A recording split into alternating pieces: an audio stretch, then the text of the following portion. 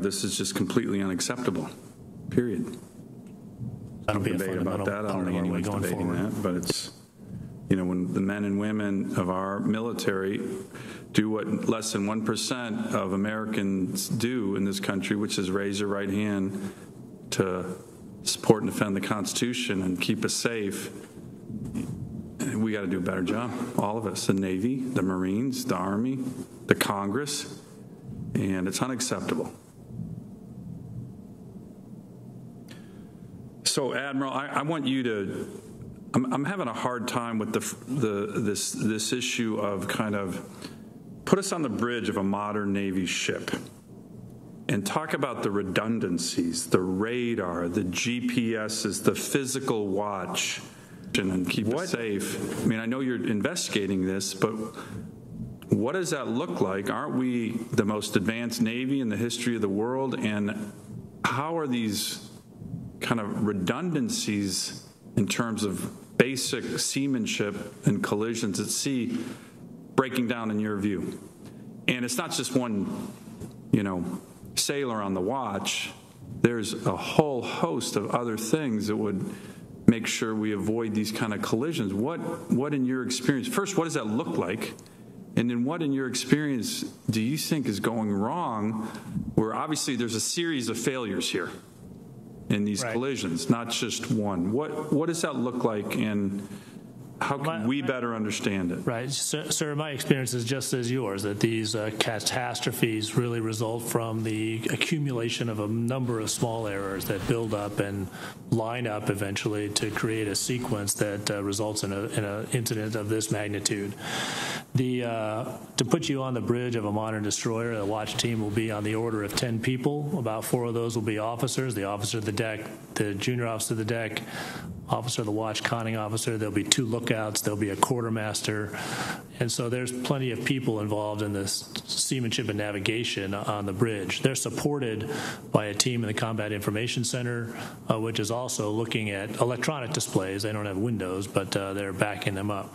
With respect to the technology, the equipment for all of those critical systems, navigation, steering, propulsion, we have a primary and a backup system for every one of those. So GPS is backed up by inertial navigators.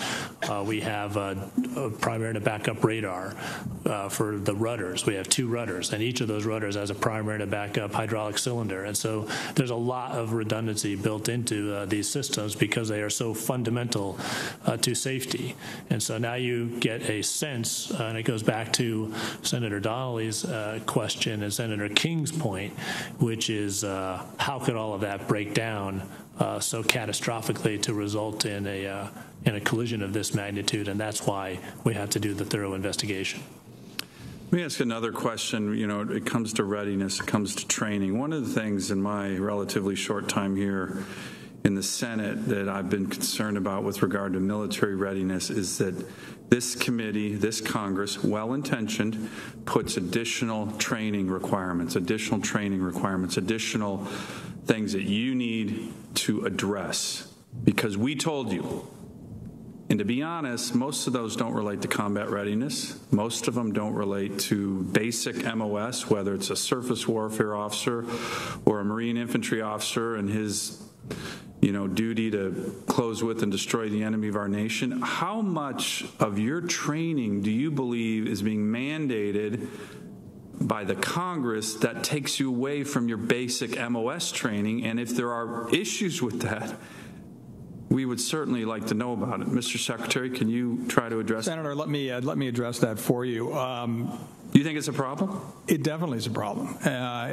Not only will you hear from my report group as to any actions done at the Senate level or need to be adjusted here in this chamber or other chambers, you're going to hear from them. We're going to address DOPMA. We're going to address the NUA amendment. We're going to address how Joint Chiefs task. We have given this committee an infinite reign, literally, to address everything. At the operational level, The Secretariat, the OPNAV, the CMC are all going through their instructions going, what are we focused on? We're focused on readiness and lethality. What do all our instructions support? And if we find instructions that are not focusing us on those two items, we're going to bring them to your attention if you have control of them. If we have control of them, we're going to try to adjust this. It's as I said earlier, the rucksack issue. All the best intentioned in the world, put a rock in to do a training on smoking cessation, put a rock in to do other sorts of training. No one's taking a rock out, and the rucksack's getting pretty damn heavy. Well, I couldn't agree more, and Admiral, I'm assuming you would agree with that, but I implore you to bring those issues back to us, because there's only so many hours in a day, and the mission of the Navy, you know what that mission is, and we need to make sure our sailors are trained in the best way possible. In this rucksack issue you're talking about, as a reservist myself, in the reserves it's even worse, because there's less time in a year to train. So please bring those back, and again, my condolences to the families here. We need to fix this, and I know you're committed to doing it. It's going to be an all-hands-on-deck effort, but we cannot afford to lose any more of our nation's finest in training accidents. Thank you, Mr. Chairman. Thank you very much. On behalf of the Chairman, Senator Blumenthal, please. Thank you, Senator Reed. Thank you all for being here today on a very difficult subject, especially for any of us from Connecticut. We lost two brave, courageous men, one on the Fitzgerald, the other on the McCain. I'd like to pay tribute to electronics technician, second class, Dustin Doyen, and sonar technician, third class, Nak Chun Win, both from Connecticut. Their families mourn them, and all of us in Connecticut are struck by the sadness and grief of their passing and their courage in joining in devoting their lives to the defense of our nation. And so we really owe them an investigation that's not only thorough and comprehensive, but also as prompt as possible. I am struck by a number of the questions and answers that have been elicited so far in dealing with this intensely human tragedy in such an abstract way, which maybe makes it easier to address. But I think most Americans find these crashes incomprehensible. So let me begin by asking you, Admiral, is there any indication so far that there was equipment failure on either the Fitzgerald or the McCain? So we're taking a look at all of that, and that'll be part of the investigative results when we come out. It's premature to say conclusively whether that contributed, but it's not only the operating status of the equipment, but how it was operated. Was it being operated properly in accordance with the procedures? All of these things will be part of the results of that investigative look. Sir, I do also have to comment on how as a gin infused with this is to us. Every one of those sailors is like a son to me, and the opportunity to be with their families when they see them come back in these coffins, it makes it intensely human. And so we're going to get after this. By the way, I did not mean to imply that anybody on this panel, and particularly you, Admiral, who has devoted your life to the Navy and service and sacrifice, would feel anything but the most intense pain and grief as a result. And having a son who has served in the Navy, another in the Marine Corps, I know that as a dad, I felt proud of the fact not only that they were serving, but that they were surrounded by people who really cared for them, and they were the best trained and the most dedicated of any military force in the history of the world. And yet human error, as you've just pointed out, even with the best equipment, may result in failure to operate the equipment properly. properly, which comes back to training. I have been told that since 2006, the Navy doubled the number of ships home-ported overseas to 20, obviously to increase its forward presence and reduce crisis response time, but training was eliminated on these forward deployed platforms. As a result, the number of expired certifications increased fivefold from 7% to 37% between 2015 and 2017. Are those numbers accurate? I don't know whether they've been raised here before. Yeah, most of that's coming from our work. The increase in overseas-based ships, I think, went from 20 to 40, which was about 7% of the Navy, to 14% of the Navy. The certification numbers that you described, that is from 2015 January until mid this year. If you imagine the 11 ships that are based in Japan, we looked at all the certification areas, 22 of them. When we looked at that in 2015, and you imagine a bunch of little squares, 7% of those were red. When we came back in preparation for this hearing, 37% of them were expired, some of them 2 years or more. And so that was a trend that we alerted the Navy to and that we put in our updated work. For the most part, you have it right, but just wanted to make sure the specifics were. With respect to training, what we said is they didn't have dedicated training time, unlike the ships based in the United States. So before a ship deploys from the United States, it has a train-up period. The folks overseas were pretty much just almost always deployed. Is that fair? In terms of what those numbers mean, 37% of those certifications were expired. Yeah. And that means that... That means, yes. Go ahead, sorry. There's a periodicity to this. Every couple of years or less, you have to be certified that you can do things, drive the ship, you work your comms, everything, and then warfare areas as well. So that means that they had missed that certification time. And it doesn't necessarily mean that they were not competent to perform duties that they were doing, but it does reflect on the kind of training that was. And the trend was of concern, as I think the Admiral's mentioned as well. Yeah, and I would just articulate that if that certification has meaning, then we got to do the damn certification. And we can't just walk by it and try and talk our way out that, hey, we're still proficient, even though the cert's expired. That's just not an acceptable way to do business. Well, not acceptable, I agree, 37%. And going from 7% to 37% in just 2 years is pretty egregious. Staggering. Thank you. Senator Sullivan wants to have another.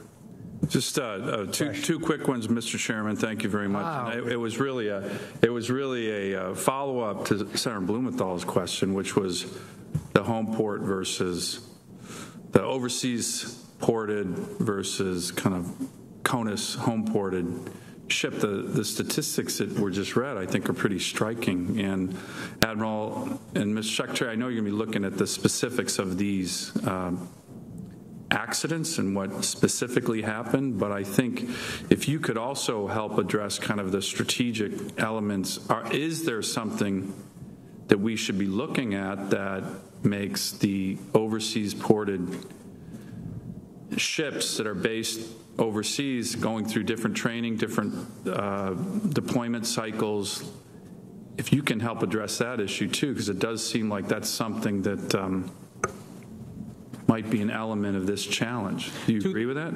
Yes, Senator. Two things that have readily come out of this as far as I'm concerned. And Mr. Pendleton hit on metrics. I'm a true believer in metrics. We have to know what we're measuring and what we're looking at. And this is a prime example of, can we get ourselves a dashboard that is very easy for quote-unquote management to look at the dashboard and have the appropriate indicators on there at any one time. This is what we need to do. We don't need to actually be having our hands and fingers into what's going on there. We have to have the first indicators on when to react and say, uh-oh, trending in the wrong position, let's address. If you look at the study that I have asked to be stood up, we are addressing the overall root causes of what's going on. The CNO is looking at tactical causes.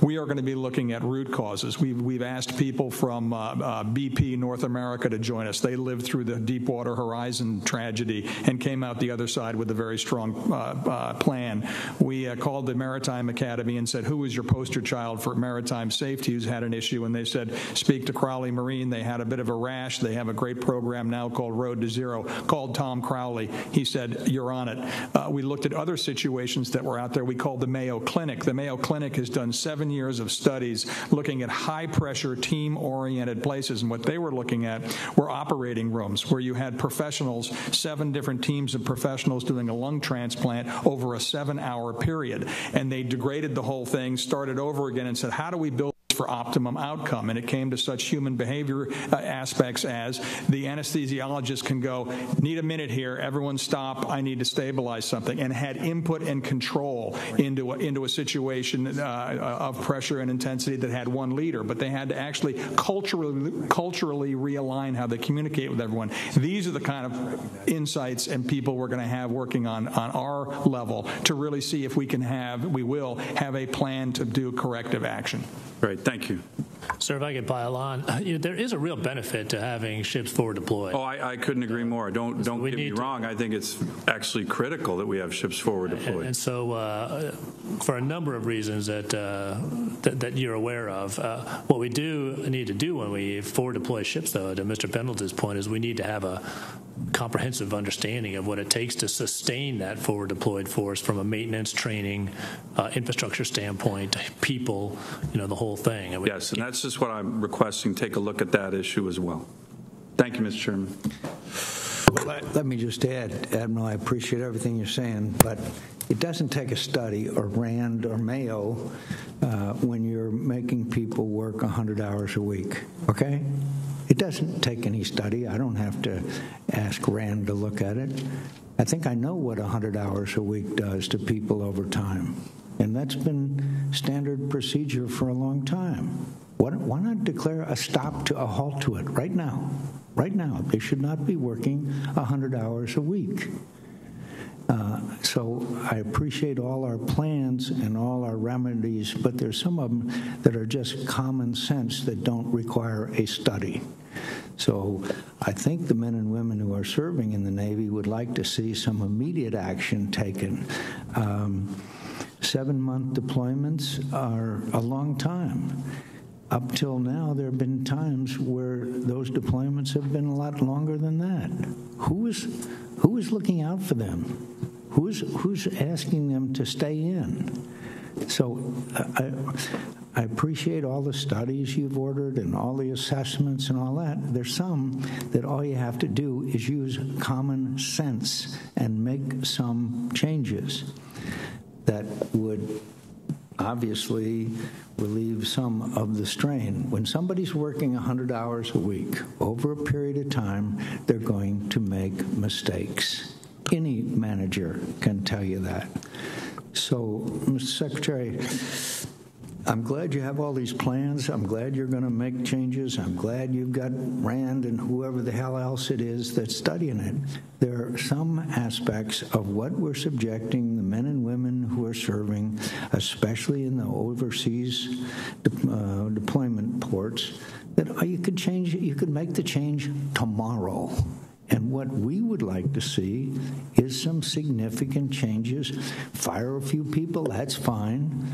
but I'm not sure it relieves that individual who is still working 100 hours a week. And one of the reasons why that person is working 100 hours a week, obviously, is because the enormous burden that have been placed on them, not only to do their job, but also a lot of additional requirements that every time there's been a problem, well, let's give another lecture, let's have another training session, let's have another test. So, again, I appreciate what you're saying. I appreciate what you're doing, but I'd also like to see some immediate common sense actions taken that anybody, any manager, any leader will tell you that if you work somebody over 100 hours a week, you're not going to get an efficient output. And there's many other aspects that are doing. If you keep deploying ships more than 7 months a year, you're not going to keep good people in the Navy. You're just not. They prefer a better life. And finally, speak truth to power. One of the reasons why you are having to impose these burdens and the extended deployments and the lack of readiness is because of sequestration. When you don't know as you mentioned, when you don't know in September what you're going to be doing in October, that's not right and it's not fair. So, and Admiral Richardson, I'd like to thank you for your very frank and candid comments on that issue before this committee. So, I'd just like to finally say there are additional family members who are here, and I recognized a group of them at the beginning, but I'd also like to thank them again, those who were not here at the beginning of the hearing. We thank you for your family service and sacrifice. They will always be remembered, and your presence here renews and invigorates this committee's commitment to making sure that every single life of every single member of the United States Navy will be given the utmost protection and the utmost care and concern, and not allow situations to evolve that then make it likely that their lives are in greater danger. I thank the witnesses. I ask Senator Reid if he has any additional comment. Mr. Chairman, I would simply join you in expressing profound condolences to the families and also a profound commitment on behalf of the Congress, and I know the Secretary and the CNO, to take the steps necessary to protect our men and women who wear the uniform of the United States. Thank you, Mr. Chairman. This hearing is adjourned.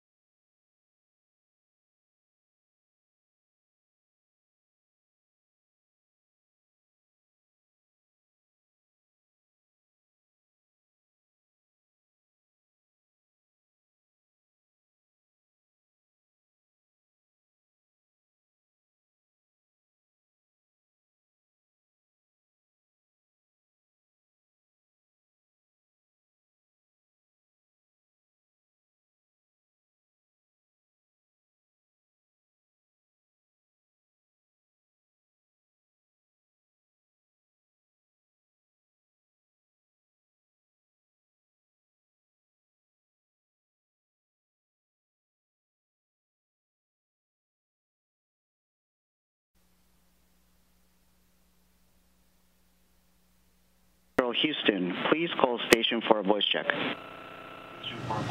I'm a Marcus, 10th grade student at Pine River Baptist School. How do you hear me? I hear you loud and clear. My name is Emma. We want to welcome you, Flight Engineer Vandehei, to PRB Schools. We have Senator Eichhorn and Representative Lehman here as well. We're all so excited to talk to you today. This is such a huge honor to be a part of your first downlink. Our first question is, how did your experiences in the military help prepare you for being an astronaut and going into space? Well, there's a very direct correlation between the military and being able to fly in space for me, because being in the military is all about taking care of the people on your team. And up here in space, I'm on a team of 6 people that's separated from the rest of humanity. So that ability to take care of ourselves in extreme environments and to take care of other people is really important. Hi, my name is Abilene. What does the gravitational force feel like as you launch? What does gravitational force feel like as we launch? So during the launch on the spacecraft we used, the G-forces, that's what we call the multiplication factor of a normal force from gravity. It's really the acceleration we experience. That was at most about... All right, everybody, welcome to the Fox 10 News Now stream. We're going to take you right outside the Capitol, where some senators and congressmen and women coming together to talk about why they shouldn't repeal and replace Obamacare.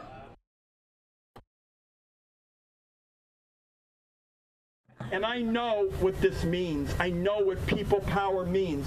We didn't win that last fight by osmosis. Nope. We won it because of all of you. Folks, we've got something like 11 days to make sure that once again, people power prevails over special interests, insurance companies and drug companies, and the powerful. We're banking on you. Let's make sure that once again, people power doesn't allow turning back the clock on our people. Thank you. Let's hear it again for Senator Ron Wyden. When Senator Wyden said they're coming after seniors, make no mistake. Seniors who are in nursing home facilities, most of them rely on Medicaid for support.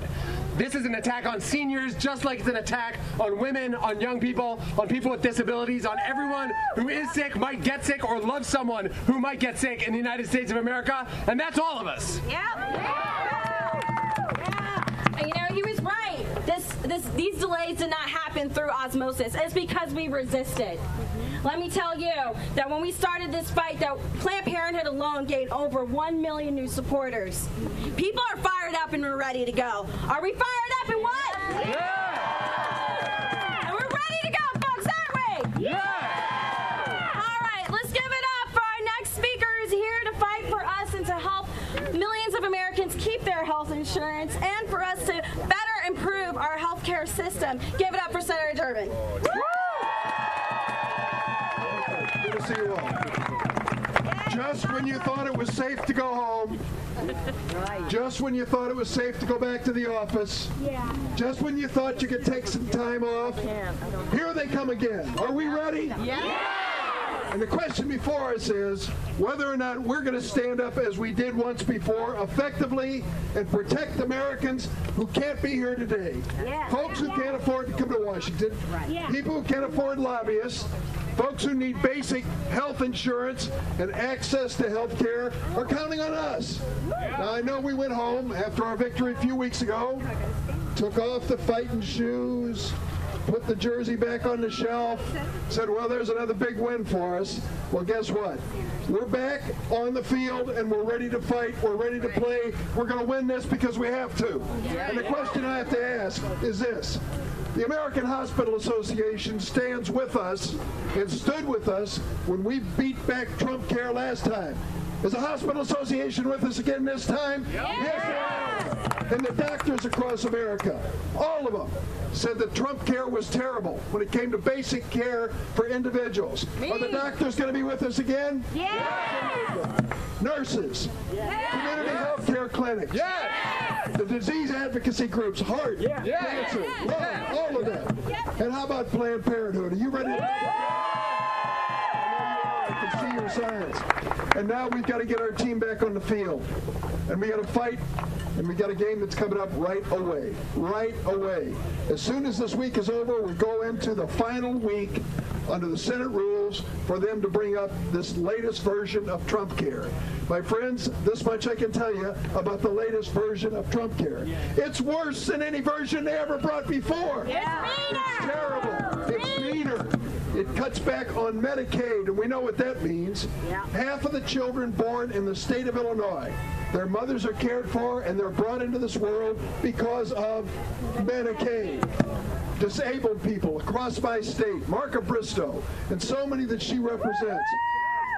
Good word for Marka. Yeah, accent. So many people that she represents count on one program to make sure that they have quality health care, and that program is Medicaid. And when it comes to school districts across my state, half of the school districts get assistance for helping kids for special education, transportation, counselors, even feeding tubes from Medicaid. And when it comes to the most expensive part of the program, helping seniors have the medical care they need late in life, there's one program 2/3 of them turn to Medicaid. We're fighting for Medicaid because we're fighting for America. We're fighting for justice when it comes to health care, which this senator happens to believe is a right and not a privilege. So now I call on you. Let's dust off the equipment. Let's get ready to take the field. Let's get ready to win again. Fight to make sure we protect health care for all Americans. Thank you, everybody.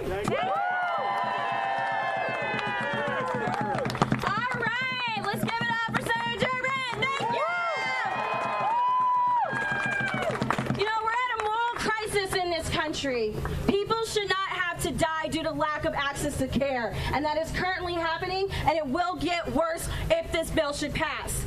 And guess what, y'all? Health care is a human right. Say it with me. Health care is a human right. Health care is a human right. Health care is a human right. Health care is a human right. What is health care? A human right. What is health care? A human right. What is health care? A human right. All right, y'all sound great and loud. Thank you. The Republicans are divided. And I'm not just talking about the senators. I'm talking about their people. Republican voters do not like this repeal. They are not representing anyone but the billionaires that want to shred public programs. But you know what? Our side is united. Our entire Democratic caucus is united. From Senator Manchin all the way to our next speaker, Senator Bernie Sanders of Vermont. Let's give him a round of applause.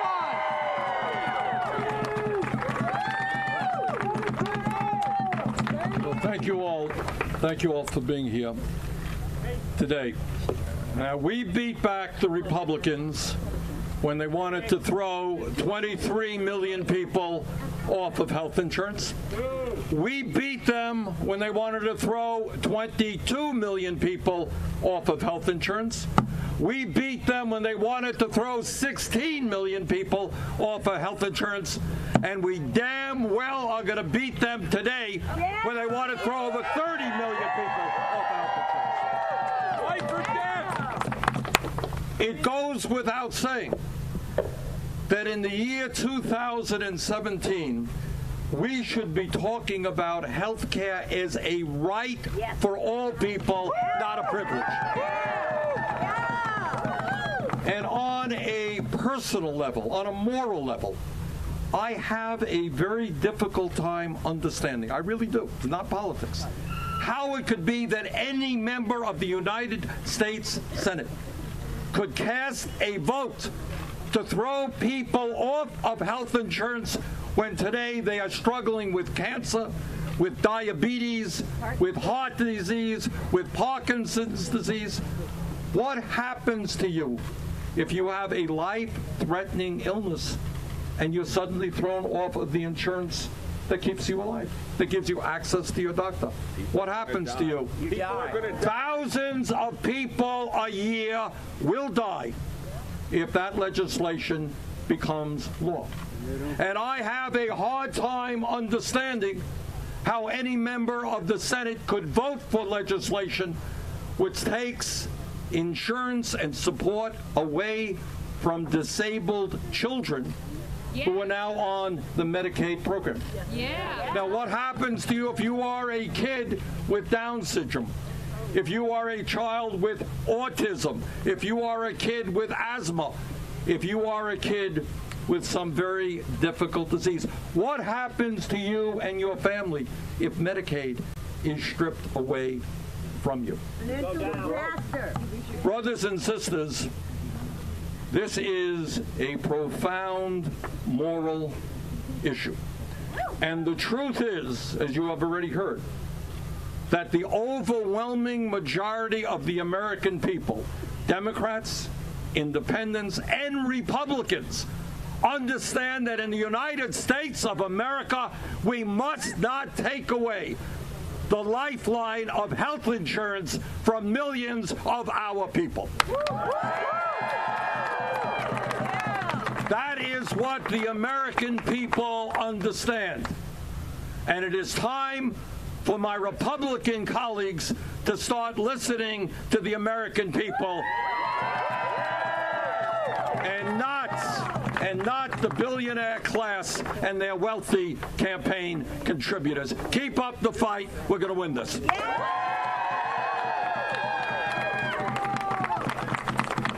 Healthcare is a right. Trump care is wrong. Healthcare is a right. Trump care is wrong. Healthcare is a right. Trump care is wrong.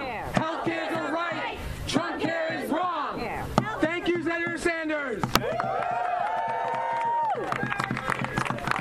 In my state of Texas, defunded Planned Parenthood. And I have seen personally what that looks like. I have had friends who looked me in my eye and was wondering what they were going to do with their health care.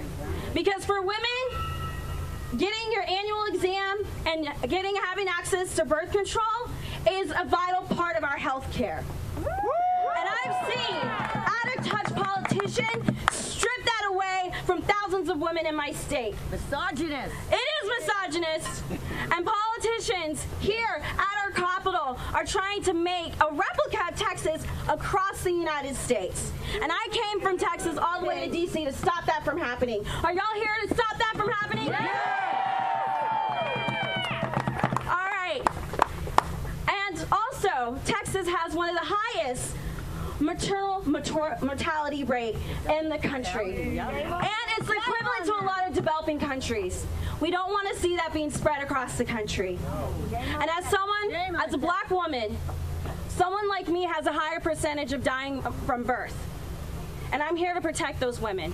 And we're here to protect those women. Also, our next senator, Senator Booker, is here to protect those women. Thank you for being with us today.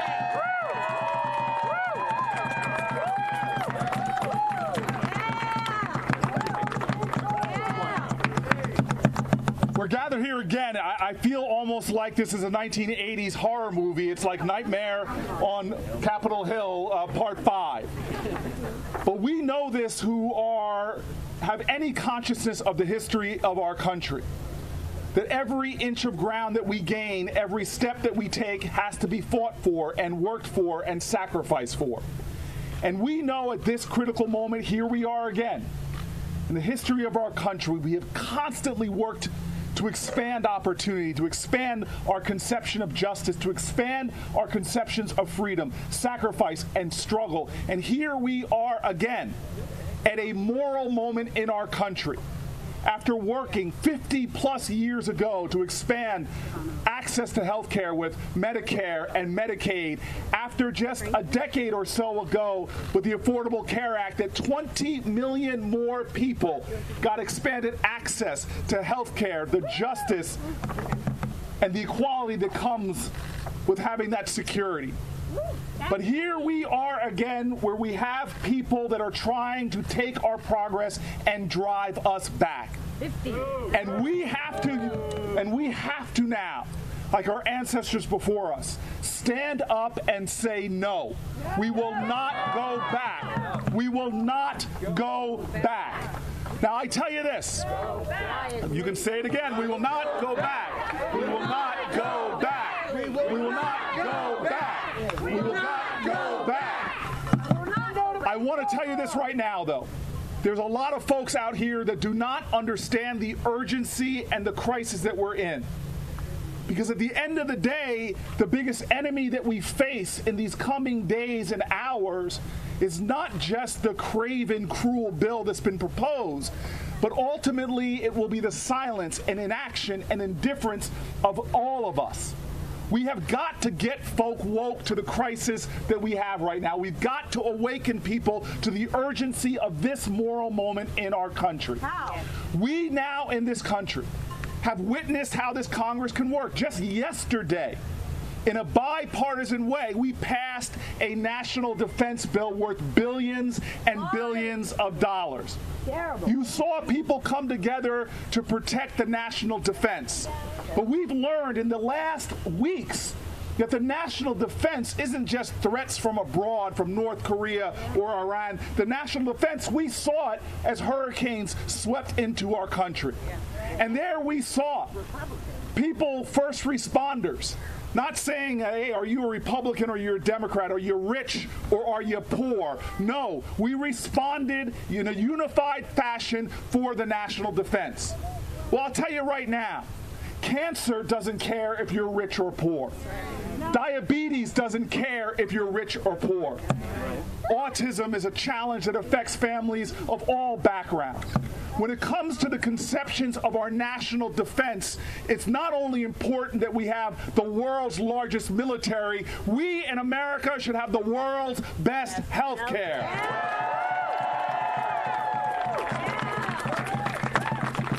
In a country this wealthy that can afford nuclear weapons and aircraft carriers, we should be able to stand up and say that every American has a right to affordable, quality health care. In a nation that has the best military, spending more money than the next 9 countries combined, we should be able to say in the United States of America that we can make sure that every child born in our nation is born with quality health care. We should have a nation where our senior citizens don't fear that they won't be able to afford a nursing home. We should have a nation where we know that if someone has a condition or an illness, that their only access to a doctor is not an emergency room. We should know that if there's a veteran, someone who stood up for their country, that when they're home, their family members, their cousins, and their neighbors, that we should be standing for them as well. And so now in this moral moment in our nation, we have to again remember that the determination of this moment will be decided by the people, because the power of the people is greater than the people in power. It is time that we live up to our creed and become a nation that affirms life and liberty and the pursuit of happiness for everyone in our nation. And you cannot have life and liberty and the pursuit of happiness if you do not have health care.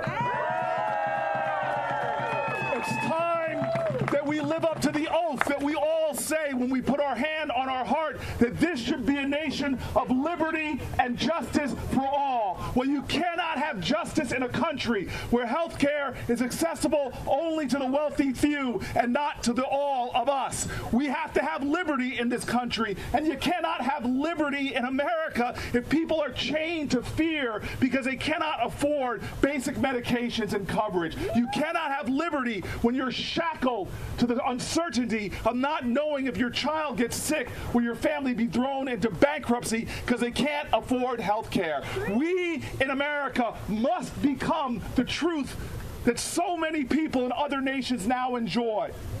The truth that says we are strong enough wealthy enough, noble enough to have a system of health care that serves every one of our people. And today we are at a crossroads. Will we go forward to the day where every American has access to health care, or will we allow a craven Republican bill that tries to take us back? I say we will not go back. We must go forward, and we must fight every day until we have justice in this country for all. Thank you very much.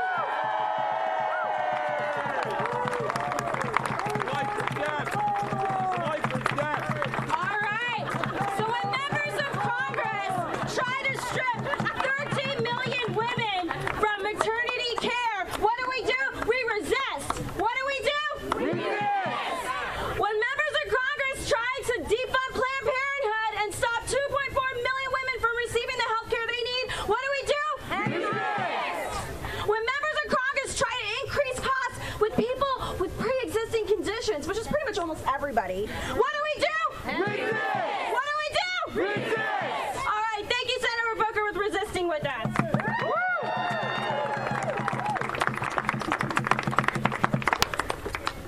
I'm pleased to introduce our next speaker.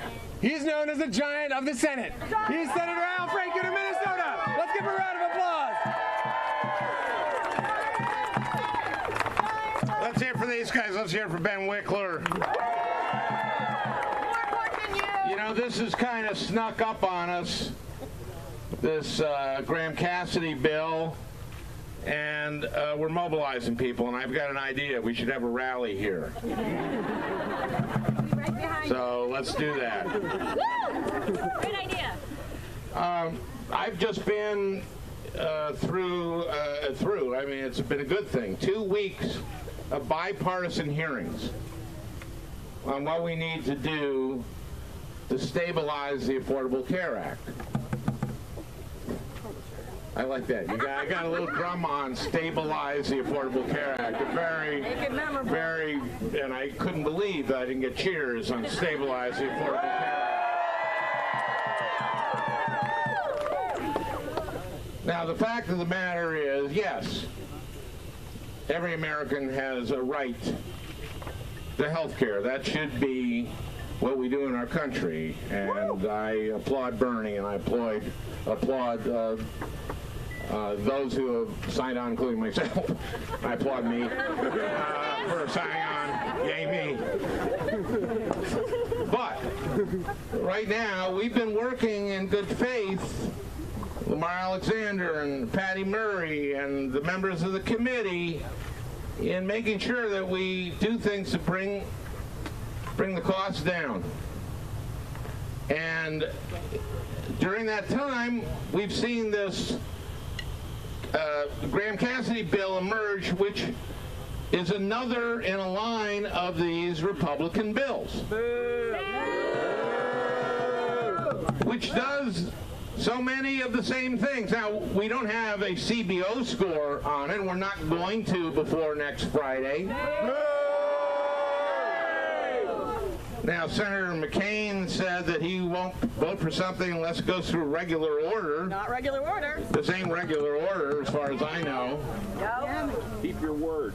And this is another bill, another Republican bill that's going to cap Medicaid, take money from so many different people, punish states that have expanded Medicaid. Imagine that. Look, there are people who are alive who come up to me, and mothers whose kids are alive who come up to me in Minnesota and say thank you for the Affordable Care Act. This would repeal and replace it with something that would leave tens of millions of people uninsured more and would hurt people. Now, Kill them. what surprises me about this bill is you all saw Jimmy Kimmel on his show several months ago after he had gone through a searing experience watching his son at birth, learning that he had a very, very serious heart defect, and having his life saved, having his son's life saved because he was able to afford it. And he went out and did his monologue. It was the least funny monologue Kimmel has done, by the way. It was very moving. And he was basically saying that no one in this country, no parent should have to face that. No one should have to face that for himself or herself, which I have seen around the state of Minnesota before we had the Affordable Care Act. So he said, Jimmy Kimmel said that no one should be denied life-saving care because they don't have the money.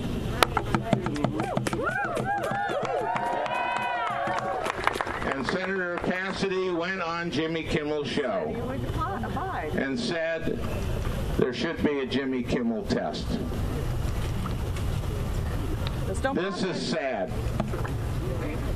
because Graham Cassidy would not meet that test.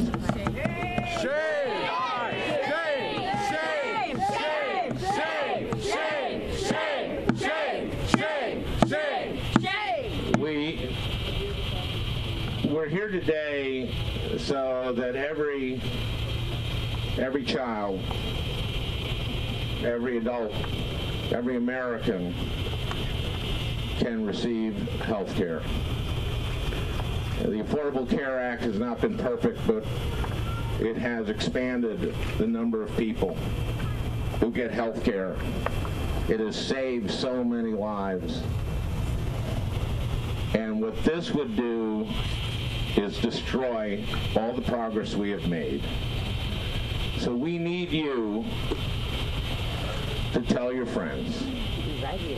And we need people who are watching on television to call their members of Congress. We need people from rural America saying this is going to destroy rural hospitals. We need rural hospital administrators saying that to their members. We need to rise up. And I want to thank the organizers for doing this. I want to thank my fellow senators. Coming up next, the great senator from Minnesota.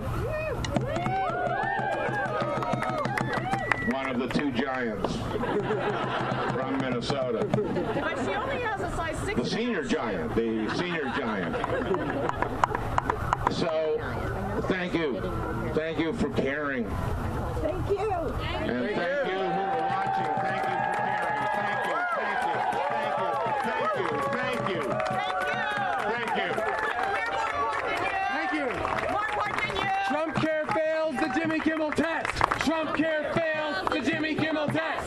Trump care fails the Jimmy Kimmel test. Trump care fails the Jimmy Kimmel test. Trump care fails the Jimmy Kimmel test. Thanks again to Al Franken. All right, you guys, let's give it up for one of my personal favorite senators here. She's looking lovely over there in that teal suit. And we need as many allies as we can up in that building over there. And that means that each and every person here, we need to continue to fight in reaching out to our senators. That means me, you, your mama, and your cousin too needs to go out and call your senator. Reach out to your networks because you know what? She can't do it alone. They can't do it alone. We need as many people. So what do? Call our senator. Call our senator. Call our senator. All right, let's give it up for Senator Klobuchar.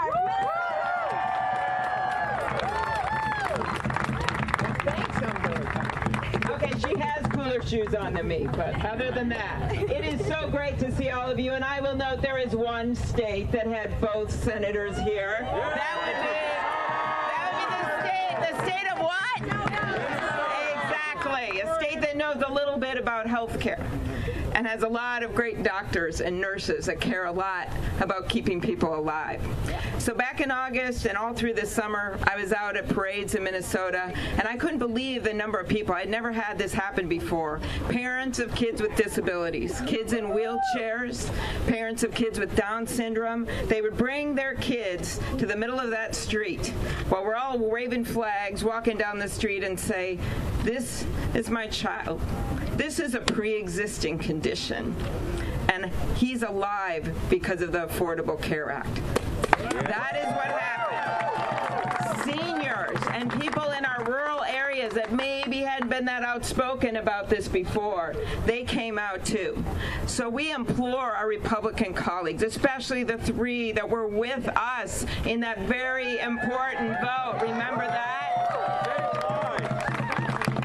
To stick with us again, because we have seen many versions of this. Version A and B were the House repeal bills, remember? Then version C and D were the Senate repeal bills. Then version E was a plain repeal bill with no replacement. Then version F was a bill that went down in flames before August, and I thought we couldn't get lower than F. But here we are again.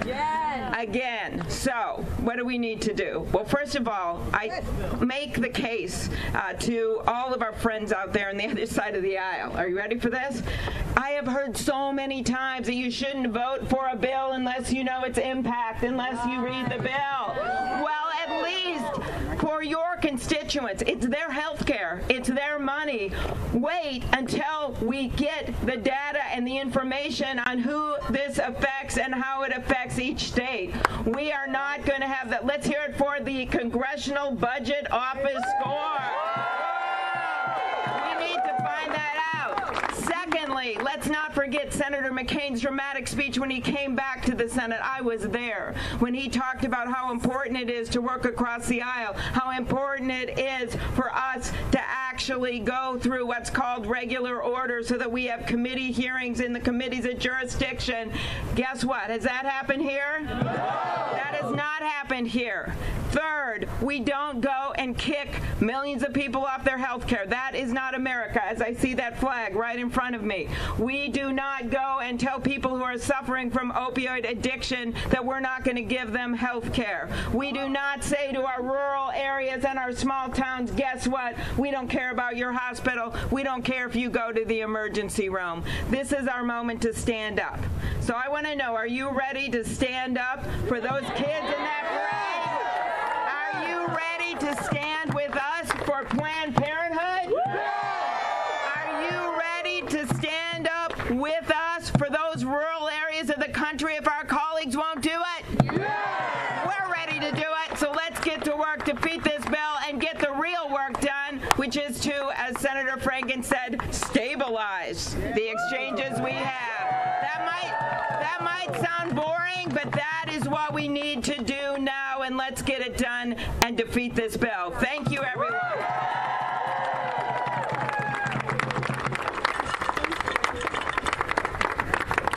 No, thank you, Senator. That reminds me, where is that CBO score? Y'all wondering where it's at? Yeah. No score, no vote. No score, no vote. No score, no vote. No score, no vote. No score, no vote. No score, no vote. No vote.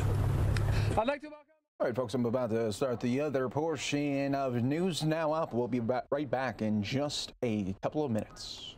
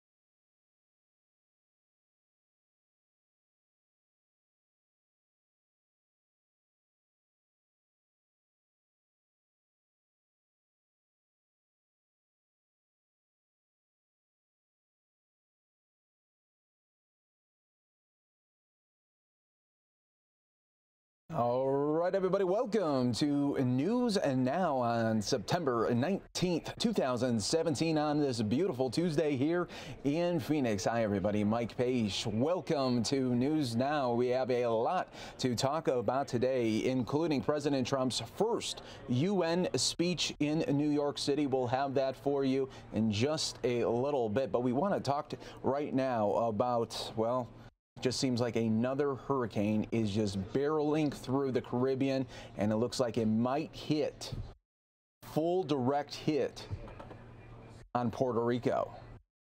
This is just another massive Category 5 storm. You can take a look here at the track right now from this major threat. The U.S. National Hurricane Center said that the storm would likely intensify over the next 24 hours. Right now, dealing with winds about 160 to 180 miles per hour. So we'll keep a good track on this storm, as well as a little bit later hear from the governor of Florida, as Florida may get some partial storms with that as well from the heavy winds, especially on the eastern side of Florida. But now we want to take you live right outside of Capitol Hill. You see Senator Schumer here. This is a Keep Obamacare rally. And once again, it seems like the Democrats have to try to fight and push off another repeal attempt from the Republicans. This one is getting some steam from Senator Graham and Cassidy, who are trying to get a repeal and a replace of Obamacare. Let's listen in to Senator Schumer right now, live outside the Capitol. You are the people, the leaders, who galvanize the public to have the strength, the courage to stand up and say no. And to anyone who votes for this, you will pay an awful price, because you have hurt the health care of so many others. So, folks, we won the last fight. We won the fight before. Are we going to win this one? Are we not going to rest till this horrible bill, worse than the last one, is dead? On to victory, everybody. On to victory.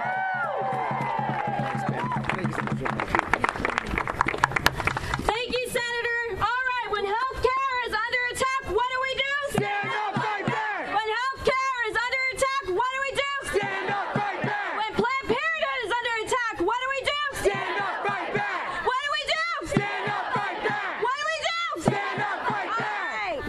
Thank you. I'd like to welcome Senator Cardin, our next speaker. Thank you so much for joining us. I am so proud of the unity of the Democratic caucus standing together in opposition to the Republican effort to repeal the Affordable Care Act and replace it with these horrible bills. Let's hear it for Senator Schumer. He's done really a great job keeping us together, united.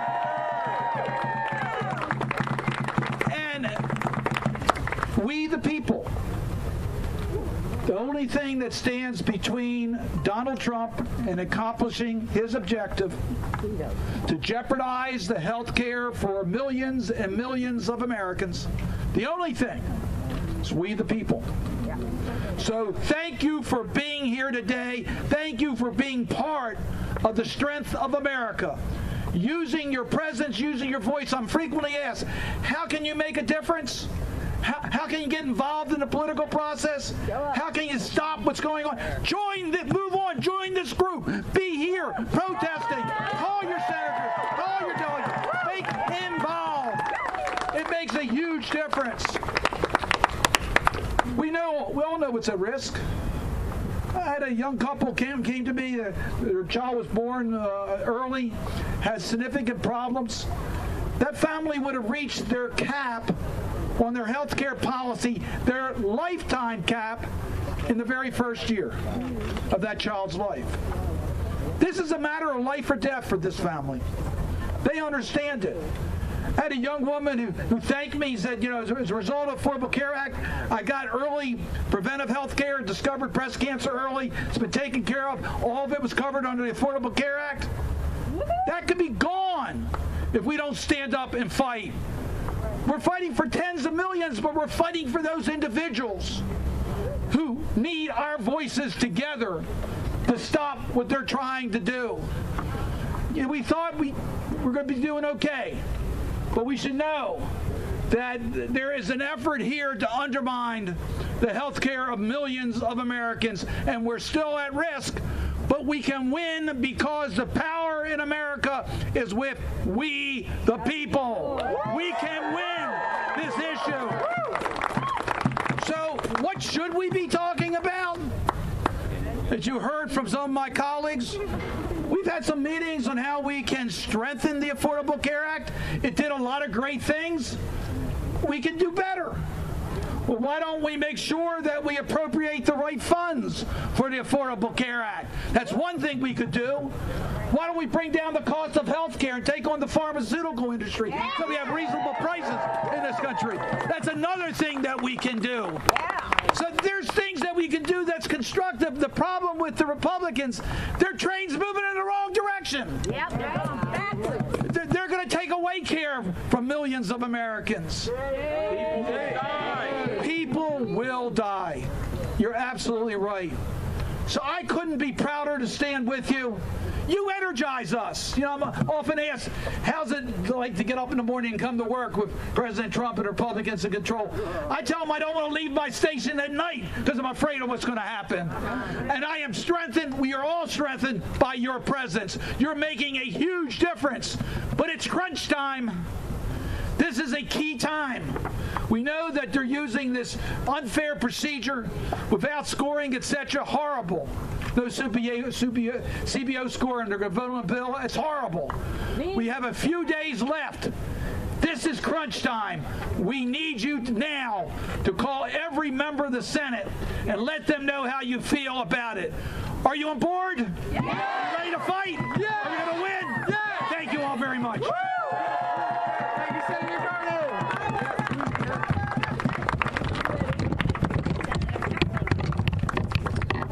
Ain't no power like the power of the people, because the power of the people don't stop.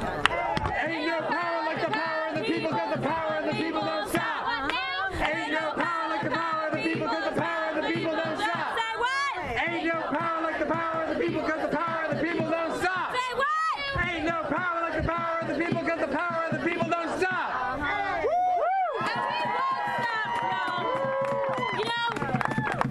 Largely, the fight has been led by a lot of fierce women, fierce organizers, and our women legislators have been one of the hardest advocates for all of us. So let's give it up for Senator Harris.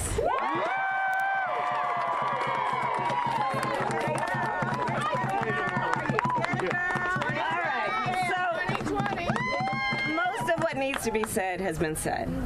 But I'm looking across the way at that building right there, and that building is the building that symbolizes and contains decisions that have been about what we as Americans consider to be the fight for justice and what will be the implementation of justice in our country. If you look across it, it says equal justice under the law. That is a founding principle of our country, equal justice under the law. Most of the civil rights fights that we have fought in this country have been won in that courtroom. This issue of health care is a matter of civil rights. Yes. This is a matter of civil rights. And we who work in this building, across from that building, need to understand this and get it straight. Yeah. This is about a civil right. Woo! And it's been interesting. I'm new here. I'm new to D.C. And and I've been asking people, there's this little train that runs under the Capitol. You run into people. And I've been asking them, so what's really going on? Because, you know, as far as I can tell, the last fight that we had on this, where the power of the people won, you know, now that we're doing this again, I feel like this is some Hollywood movie where it's like take one and now we're on take two. Like, you know, this movie has already been, the story has already been told. The people have spoken. So why are they doing this, I've been asking folks. Why are they doing this?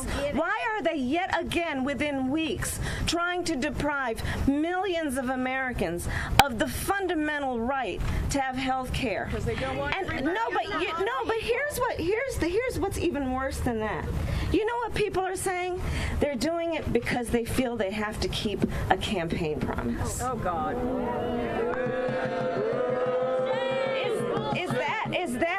Is that who we are as a country? The foundation upon which we were built, the principles that are behind a Bill of Rights and what we say in terms of what we believe in and the values behind the Constitution of the United States, are the values and the principles and the ideals behind that a campaign promise? No. Right. So they're doing it to keep a campaign promise. Well, okay, maybe that applied with take one.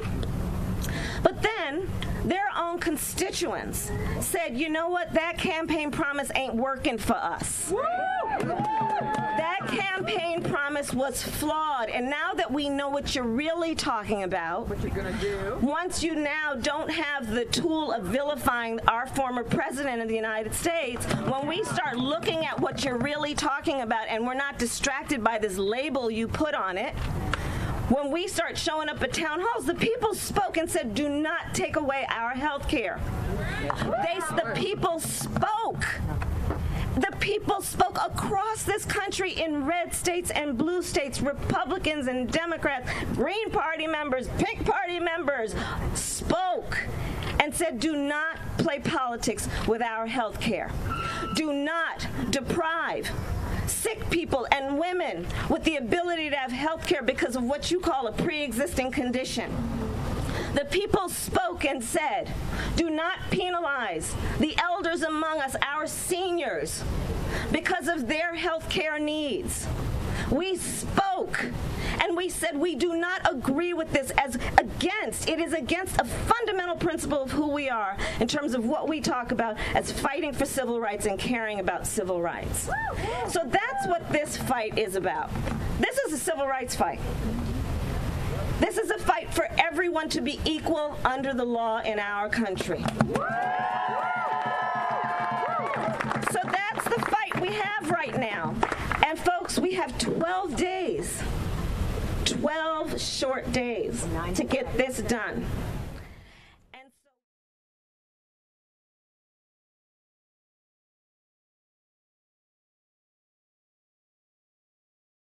all night long. And remember, we spoke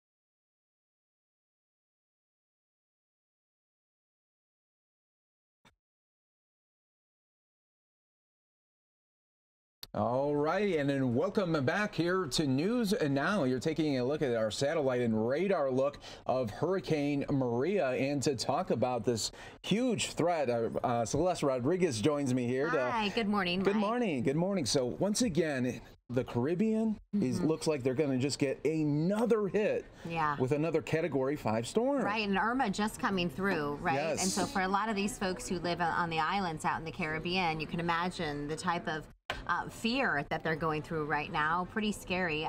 Let's go ahead and show you a map. Yeah, and let's you can go kind to of it. see.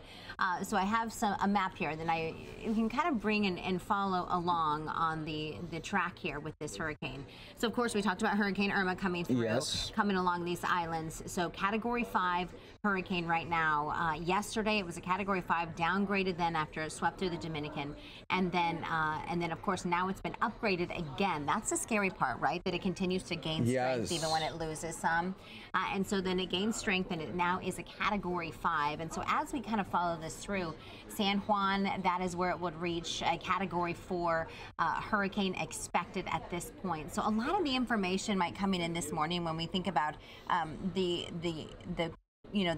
winds and the damage that it is expected to do. 160-mile-per-hour winds is what is expected to bring in, and that's later today. By tomorrow night, it should drop to about 145 miles per hour, some of those winds. But man, can you just imagine some of these people? They just went through Irma, experienced the heartache, the devastation. Still in the recovery efforts, just in the very beginning, and now it looks like they're going to get that double punch. Right, and so Maria is definitely a monster. It's pretty scary. And in terms of the mainland here, when we talk about the East Coast, the East Coast of Florida, the Carolinas, things like that, we're going to see some riptides, like some high surf for a lot of those southeastern coastal areas. But in terms of actual, damage in terms of winds and rains, we shouldn't see that. What we will see, though, because this isn't the only hurricane right now, I'm going to give you a wider angle, and you can kind of see that. Let me take this off, there. too. Oh, thank you for that. There you go. So you see Maria off to the middle right? Okay, so a little bit farther north, though, that's Jose. Yes. So, Jose looks like for the New England area. Right, coastal areas of New England. Absolutely. That's exactly where we'll see some effects.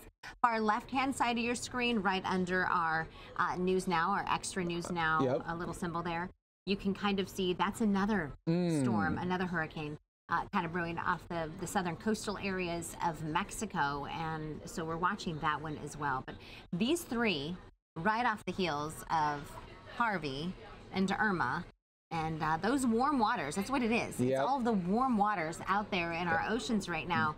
They're really causing some of this. That's where it really likes to pick up steam, and it's just so hard to imagine, though. Just like 40 hours ago, Maria was just a tropical storm, and then it went from tropical storm all the way to Category 5 in just 40 hours time. I mean, that is a fast building storm. I believe it was within 36 hours that it actually reached, but when you think of there's nothing out there, right, to stop it from gaining that strength, and then it just kind of takes off with those warm waters.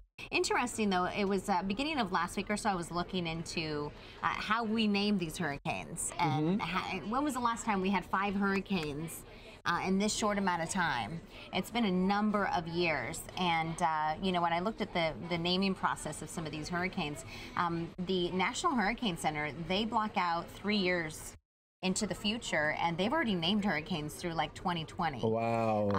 It's pretty impressive, and they name certain names they're assigned to the Atlantic Ocean, certain names are assigned to the Pacific, and it's quite a science behind it. Yeah, and especially probably Harvey will probably, don't they retire those if it's a big one? Like if it's a like huge Andrew, one, they do retire them, or they recycle them if it turns out not to be anything that's too like we'll never see another Hurricane Katrina. No, not likely. But hopefully we never see that big of an impact of a storm either. Right. Too. But we saw it with Harvey, we see it with Irma, and now we're seeing it again here with Hurricane Maria that looks like it's just going to pummel Puerto Rico there. Yeah, and those areas like the Caribbean, those coastal areas, those islands down that way that are going to be impacted by Maria, they were beginning of last week out of power, no homes, they were completely devastated by that hurricane. some people in Florida just received power within the last couple of days, and just to be hit with another catastrophic hurricane is pretty frightening for a lot of folks. It really is. So we're hoping for the very best for the people there in the Caribbean. But just moments ago, about 20 minutes ago, the governor of Florida was speaking about Hurricane Maria and still the recovery efforts left behind from Irma. So let's go ahead and listen in to a little bit of the Florida governor there. Thank you so much, Celeste, for coming by and joining us right here on News Now. You know, if you remember back when I ran 2010, if you asked me the weather, I said there's 7 steps to 700,000 jobs over 7 years. So I talked about jobs the whole time. If you really think about this state, everything that happens in this state is tied to what you do. Nobody's moving a company here if they thought it was unsafe. Tourists don't come here, and 1 of every 6 jobs in the state is tied to tourism. Tourists don't come here if it's unsafe. Right? Kids are not going to go to school if they feel it's unsafe. I've not met one person that didn't want to live in a safe community. And so if you think about the 3 most important things for a family, jobs, education for their kids, and public safety, you do it. And then the other thing is you show up when other people are in danger. I always say, you know, I always want to make sure that if I have a problem in my family or my house, that I want our law enforcement to show up, that everybody's in the same position. So from the bottom of my heart, thank you for what you do. I know you do it not just during hurricanes, but you do it every day, and you put your lives at risk. So the first thing let's do is just give a big round of applause for everybody here, and thank you for what you do.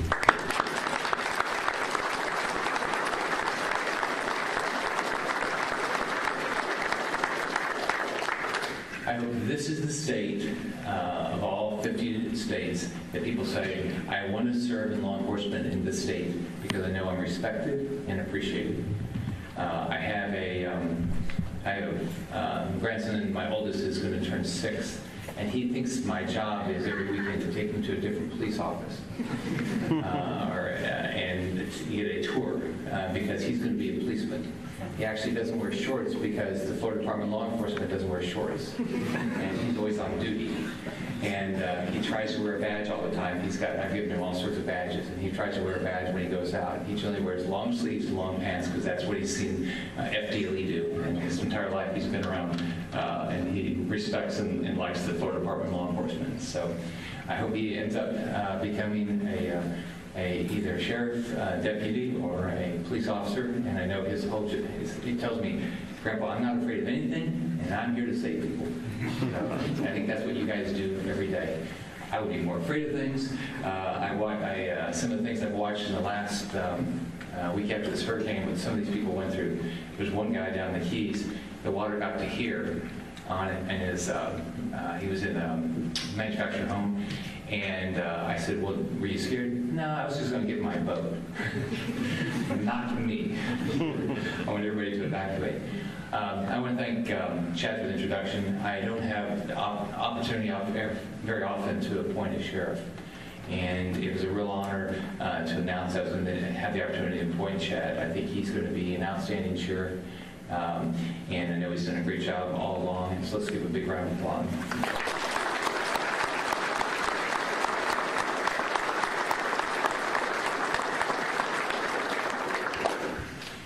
I just received a weather briefing from the Florida Division of Emergency Management on another hurricane, Hurricane Maria. So right now, Hurricane Maria remains a deadly and catastrophic Category 5 storm, and it's battering Puerto Rico today. I talked to the governor of Puerto Rico last night. I talked to the governor of the Virgin Islands this morning, and these are places that have already gotten hit, and now it appears they're going to get hit again. So our heart goes out to them. Right now, it appears the path is going east of Florida, but let's all remember that when Irma started, it was supposed to hit our east coast. And so let's all make sure we all keep watching this and everybody get prepared. Tell everybody 3 days of water, 3 days of food. For this enough, 3 days of water, 3 days of food, have your medicine, have an evacuation plan. Do all these things to get yourself prepared. I don't ever want another hurricane to impact us. I've been traveling the state every day. I was down in the Keys yesterday. We're getting people's power back. We still have about 2% stay without power, so I think it's about 180,000 people in homes without businesses. They're still frustrated, but we're making some progress on that. But the big thing now is, let's all remember, we're in hurricane season. This is going on for another couple of months.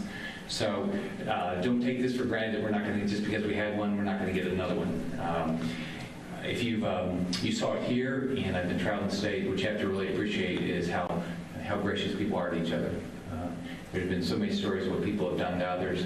I asked when it started, we had to open up all those shelters, and we needed more volunteers. So I asked for 17,000 volunteers, and I think in 2 days we got 37,000. So people all over the country came down here and volunteered. People from Houston after Harvey came down here.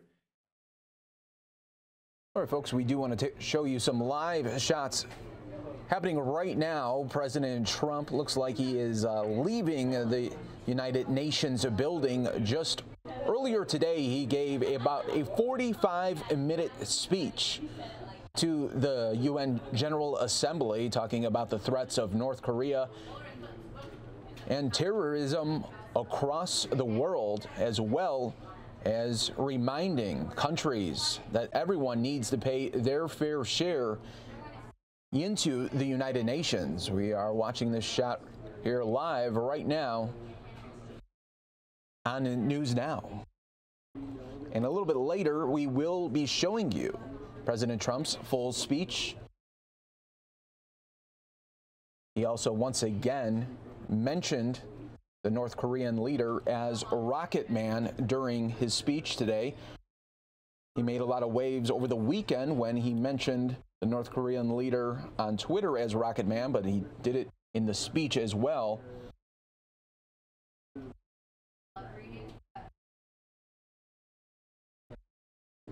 We will have that full speech for you a little bit later, right outside of Trump Tower, about a couple of blocks away from the UN. There are massive protests happening at this hour.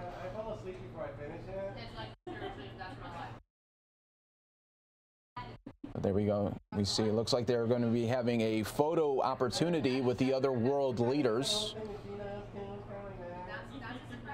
We'll have much more on President Trump's first United Nations speech coming up a little bit later here on News Now.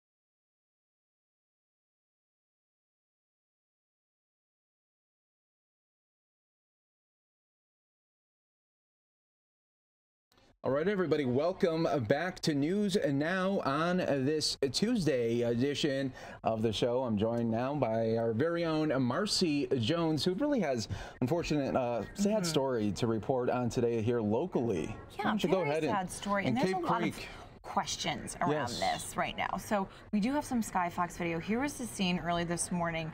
According to MCSO, they got a call around 7:12 early this morning.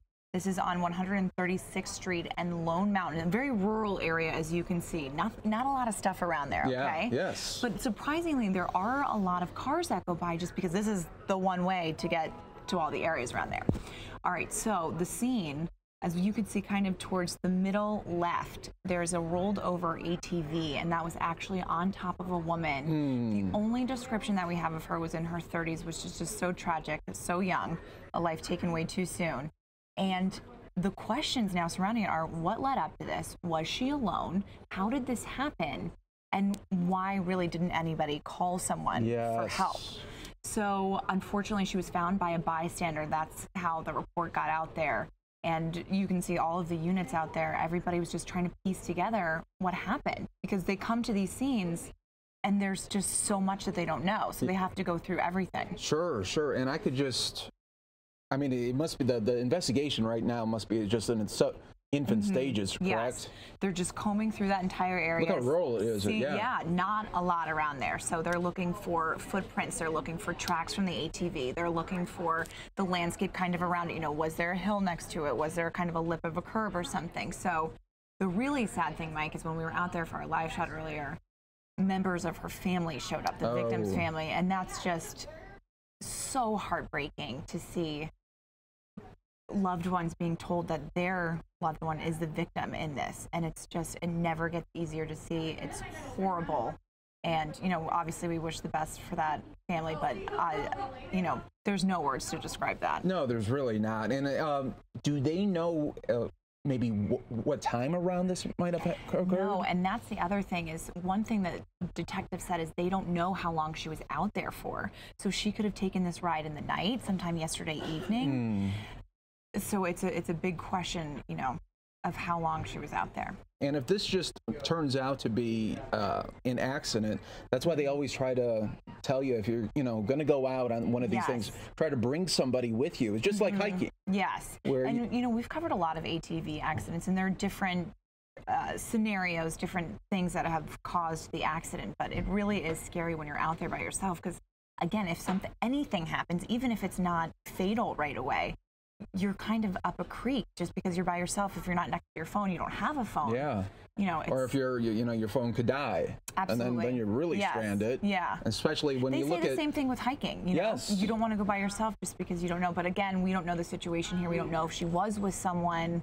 So this is really, it's a really tough one, and it's a horrible situation. Now, was it hard to for you to get to this area around? It took a while, and MCSO had shut down a few parts of it, but again, they had to be careful just because this is the one access road for a lot of people, so they were letting cars kind of squeeze by, and that was kind of the scary thing about covering this too, is we were on the side of the road, and every time a car came, we kind of had to get up on the embankment just because it was so thin that there was no place to go. So hopefully those investigators, you know, they're always very safe, but you can see some of their trucks are just kind of out in the road as well, but it's a tight squeeze there, and hopefully, you know, I have every faith in all of our inspectors and our detectives that they get to the bottom of things very quickly, but it's so hard.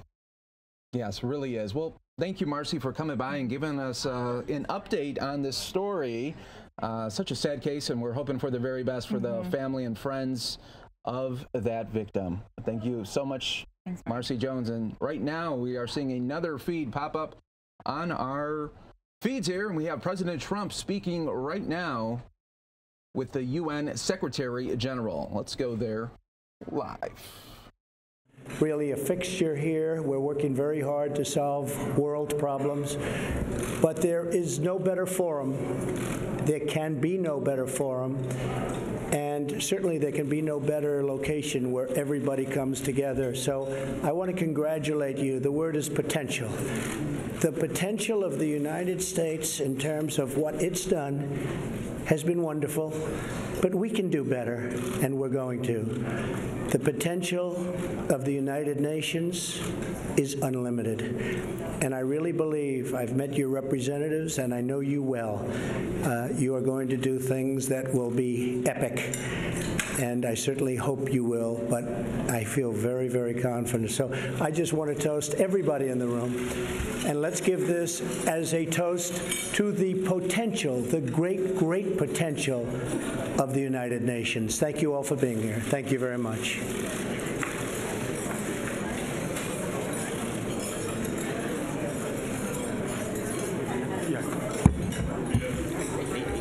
All right, so we just heard for a little bit from President Trump as he just toasted with the United Nations Secretary General at this luncheon.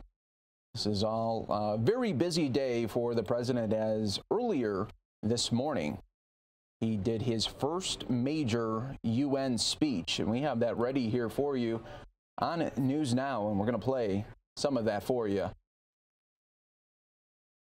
right now. You know, if you remember,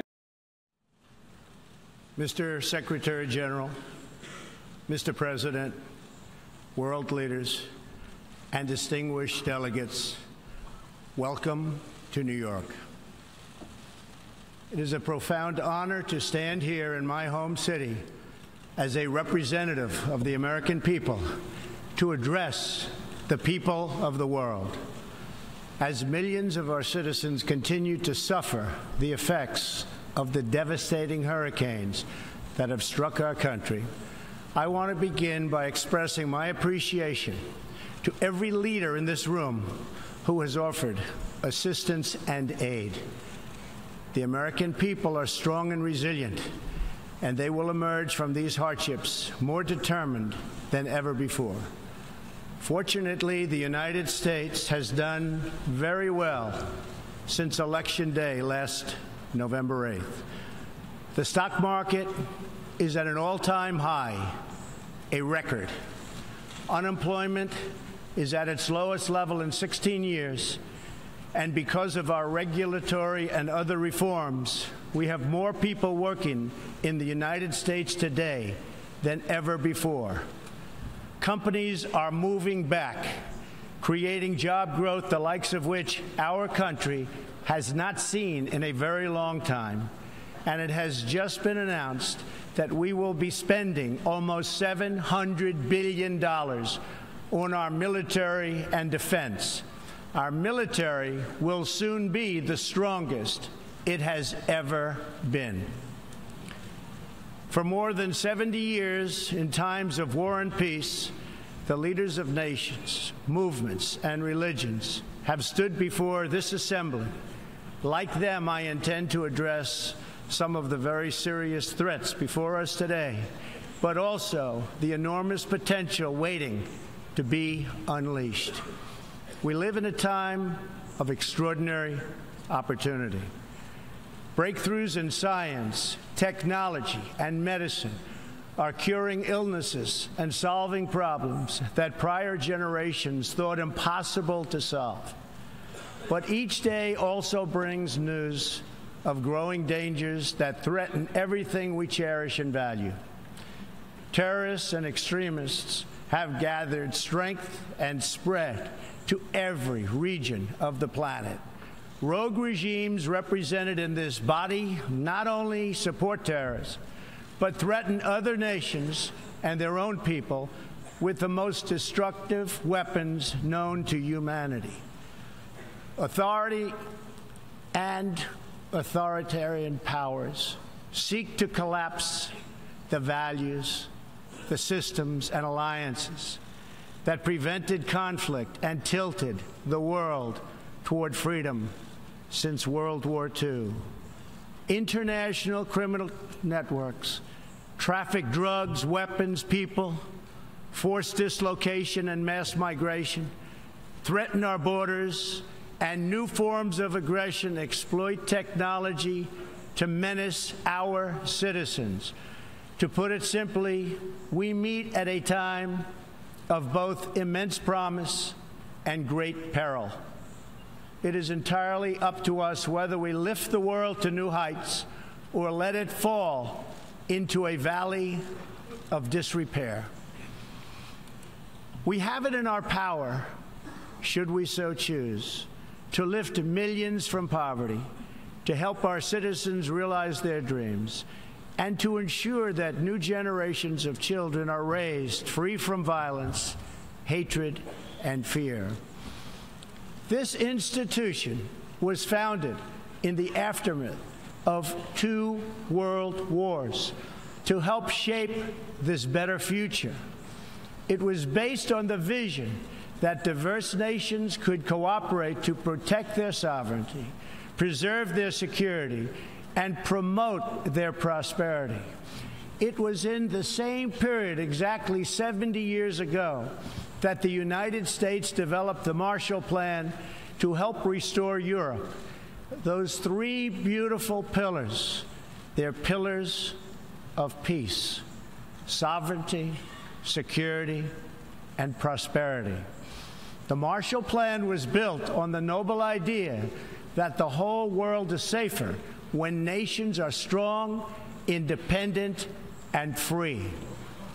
As President Truman said in his message to Congress at that time, our support of European recovery is in full accord with our support of the United Nations. The success of the United Nations depends upon the independent strength of its members. To overcome the perils of the present and to achieve the promise of the future, we must begin with the wisdom of the past. Our success depends on a coalition of strong and independent nations that embrace their sovereignty to promote security, prosperity, and peace for themselves and for the world. We do not expect diverse countries to share the same cultures, traditions, or even systems of government, but we do expect all nations to uphold these 2 core sovereign duties: to respect the interests of their own people and the rights of every other sovereign nation. This is the beautiful vision of this institution, and this is the foundation for cooperation and success. Strong sovereign nations let diverse countries with different values, different cultures, and different dreams not just coexist, but work side by side on the basis of mutual respect. Strong sovereign nations let their people take ownership of the future and control their own destiny. And strong sovereign nations allow individuals to flourish in the fullness of the life intended by God. In America, we do not seek to impose our way of life on anyone, but rather to let it shine as an example for everyone to watch.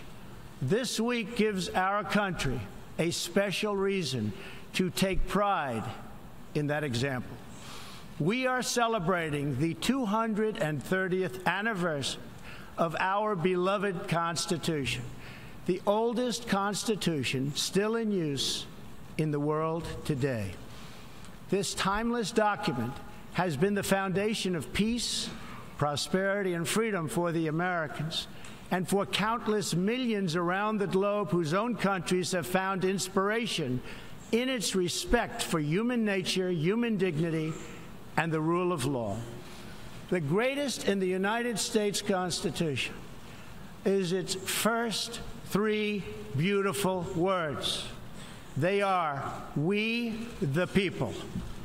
Generations of Americans have sacrificed to maintain the promise of those words, the promise of our country and of our great history. In America, the people govern, the people rule, and the people are sovereign. I was elected not to take power, but to give power to the American people where it belongs. In foreign affairs, we are renewing this founding principle of sovereignty. Our government's first duty is to its people, to our citizens, to serve their needs, to ensure their safety, to preserve their rights, and to defend their values. As President of the United States, I will always put America first, just like you, as the leaders of your countries, will always and should always put your countries first.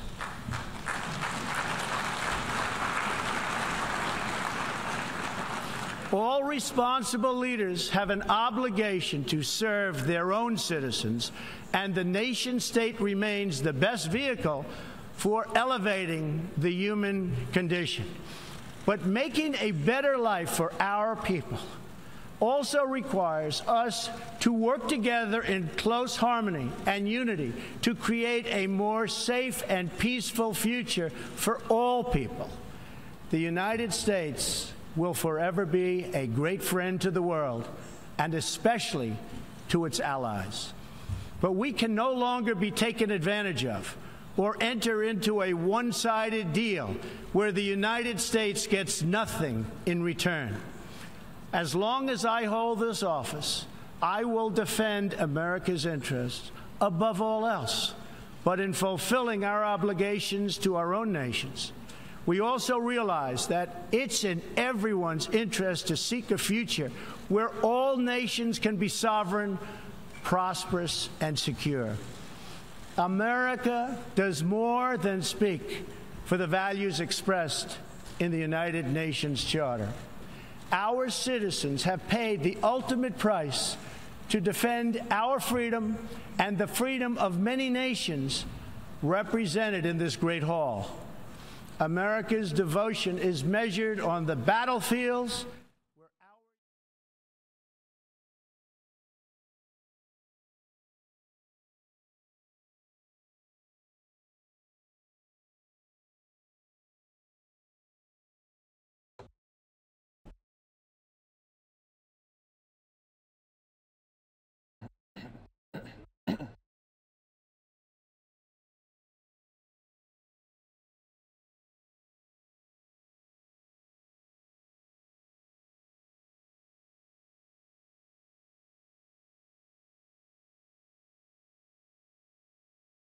And welcome everyone back here to News Now. Taking a live look at the White House.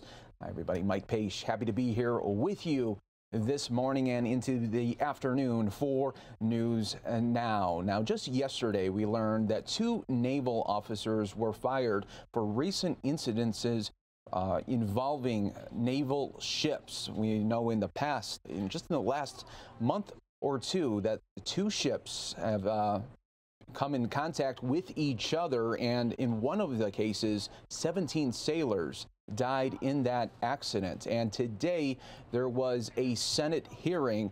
The Armed Services Committee, and the chairman of that committee is our Senator John McCain. So let's listen into a little bit of what the Senate hearing was all about, as they gave some tough questions to naval leaders that wanted to find out what exactly is happening with these accidents. Let's listen in. Thank you and God bless. USS John S. McCain was named after my father and grandfather. I remember the ship launching ceremony nearly 25 years ago, and my wife Cindy continues to serve as the ship's sponsor. So believe me, these tragedies are personal for me and my family as well, and we share in your sorrow. My commitment to all of you is that we will get to the bottom of these incidents. It's simply unacceptable for U.S. Navy ships to run aground or collide with other ships, and to have 4 such incidents in the span of 7 months is truly alarming. This committee takes seriously its oversight role. We will identify shortcomings, fix them, and hold people accountable. We will learn lessons from these recent tragedies to make the Navy better and all who serve in it safer. I know our Navy leaders share these goals and will work together with us to achieve them.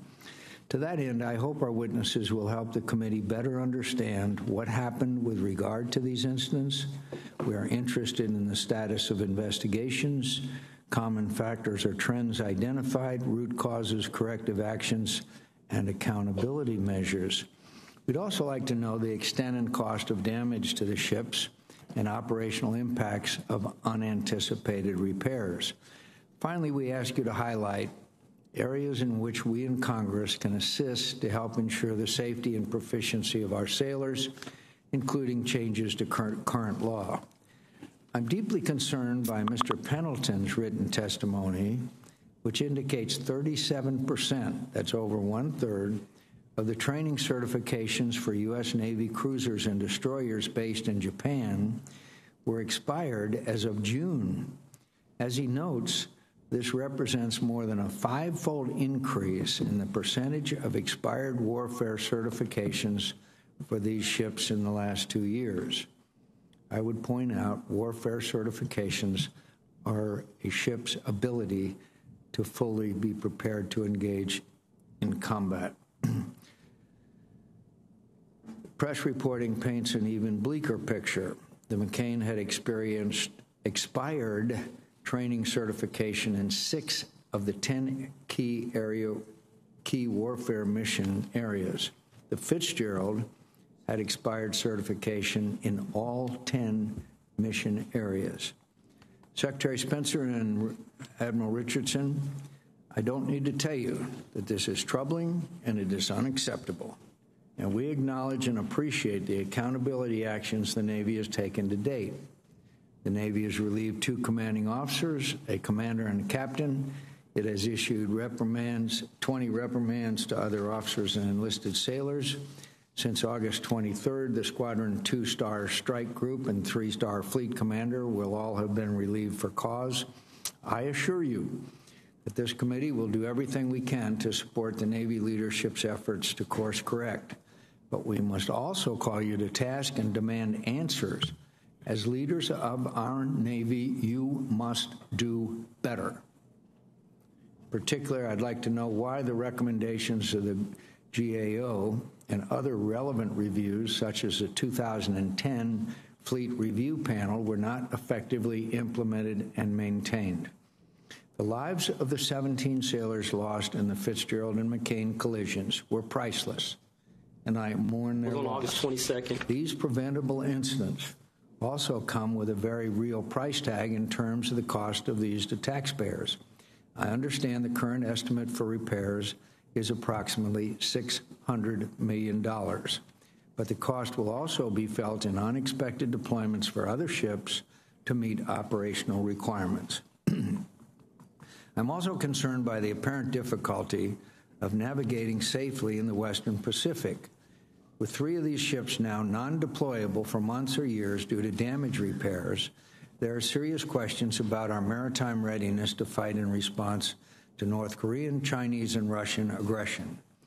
The ongoing reviews directed by Secretary Spencer and Admiral Richardson must quickly get to the bottom of this and identify root causes, corrective actions, and further accountability actions. Time is of the essence. I hope these reviews fully examine how discrete changes over the years have compounded and resulted in prioritizing the need to do more with less. And that has come at the expense of operational effectiveness. These changes include longer deployments, so-called optimal manning of ships, less hand-on and initial training, less time for maintenance, less time to train, and an officer personnel system governed by laws like the Defense Officer Personnel Management Act and the Goldwater-Nichols Act, which were put in place more than 3 decades ago, and which may have created a preference for breadth of experience over depth of technical experience. We need to look seriously and rigorously at all of these types of systemic contributing factors, and I would like your assurance, Secretary Spencer, that you will do so, and that as you consider additional accountability actions, you will look at all levels of command as appropriate. While we are focused on incidents at sea today, this committee recognizes that the current readiness crisis affects all of our military services, It is part of a larger, deeper trend of forcing military units at the tactical level to try to do too much with too little.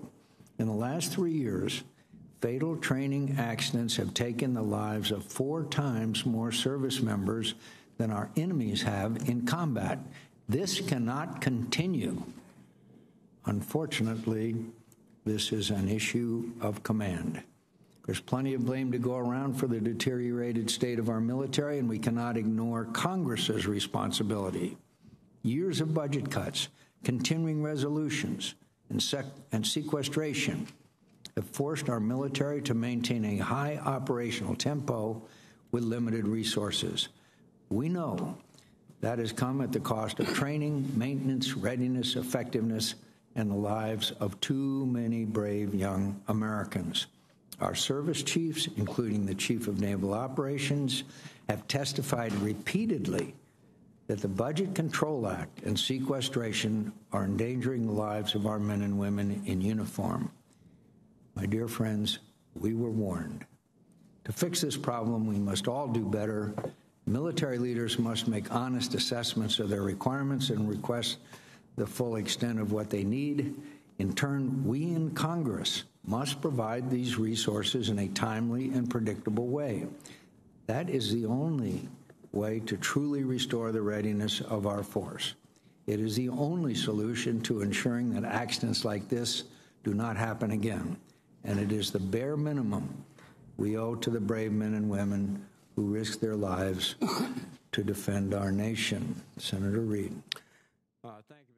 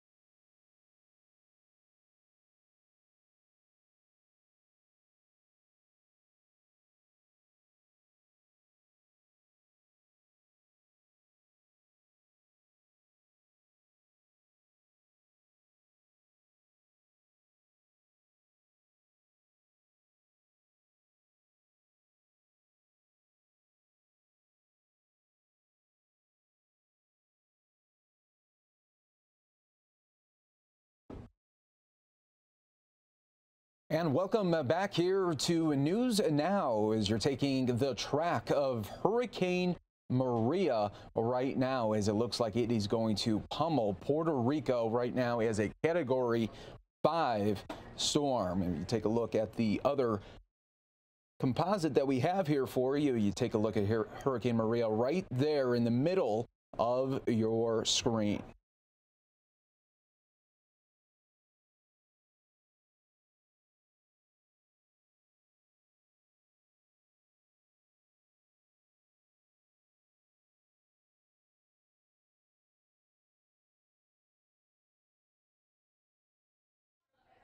Zero.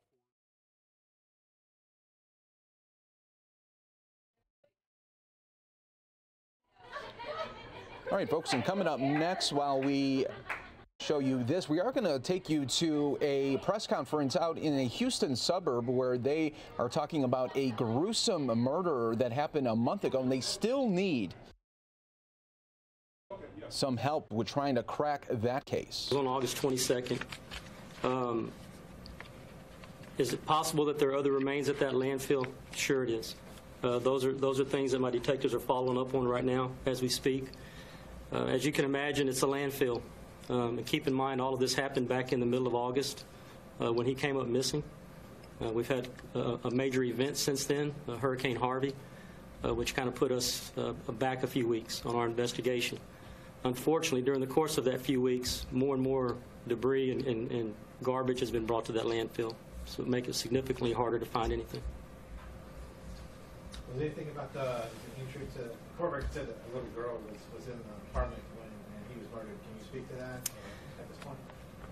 Yeah, the daughter of Sierra was there, was present, but beyond that, man, I don't want to get into anything involving the juvenile. Okay.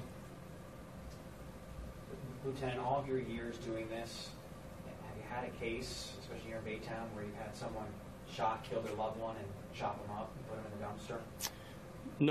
No, this is a first for me. It's a first for every one of my detectives, to be honest with you. An event like this, fortunately, we haven't had anything like this happen in my 18-plus years that I've been with the Baytown Police Department. What was the scene like inside the home? I know they had to use lights to see blood, but was there blood visible? How much blood was found in the apartment? No, there was not any blood visible to the naked eye. We had to use chemical reagents to bring that out. You hear talk on TV about luminol and things like that. Something along those lines was used. We found some significant spots in the bedroom area, which was one of the things that led us to believe this. All right, everybody, we are showing you once again a story that we have been following for you since this morning. We had Marcy Jones come in and talk about this ATV accident that happened in the Cave Creek area, and our very own Nicole Garcia is standing by with some more details about this ATV accident that went fatal. It was a woman in her 30s that police believe. So we're going to have our very own Nicole Garcia joining us right now with the latest. Yeah, hi Mike. This is not the Cave Creek area. This is actually far north Scottsdale in a very kind of deserted area. There's a few custom homes along this street here on 136th Street, but let me get out of the way so you can kind of take a look at the scene. Not much of the scene. You can't really see the ATV from here, but on Lone Mountain Road here, there is a red ATV, and rural metro officials say this happened around 7 o'clock, 7:30 this morning. Somebody discovered that ATV. It was flipped over, and the woman who was driving it was pinned underneath that ATV. Now, we're not sure who it was that found her, but the ATV wasn't too far off of this road here, and there is kind of a mailbox, a community mailbox right here, right next to where the accident scene happened. So it could be possible that maybe somebody was here to get the mail and then discovered the accident and called it in. MCSO is investigating this, and so they haven't released a lot of details yet, other than that the woman was pronounced dead on the scene once officials got out here. We're told that family members did show up to kind of verify that it was their family member, but didn't really want to say anything. So we don't know the identity of this woman, how long she may have been out here. But again, rural metro saying that she was discovered about 7:30 this morning. Somebody found her ATV. It was flipped over. She was pinned inside. Emergency officials got out here and declared her dead on scene. We don't know her name yet, or exactly what happened, or how long she may have been pinned underneath that ATV. All that is still under investigation. MCSO is still out here on scene, and again, this is a really desolate area, really far north of Scottsdale. So you don't get a lot of traffic out here, and there's really just some homes, some isolated homes along the street. We don't really know. There haven't been a lot of witnesses that have come forward really to say anything. We don't know how well traveled this trail is, but we're working to get those details for you, and hopefully we'll find out a little bit more about this woman and how this deadly accident happened, and have more information for you later on at Fox 10 News at noon and 5. All right, thank you so much, Nicole Garcia, for that update with that ATV accident. We appreciate it.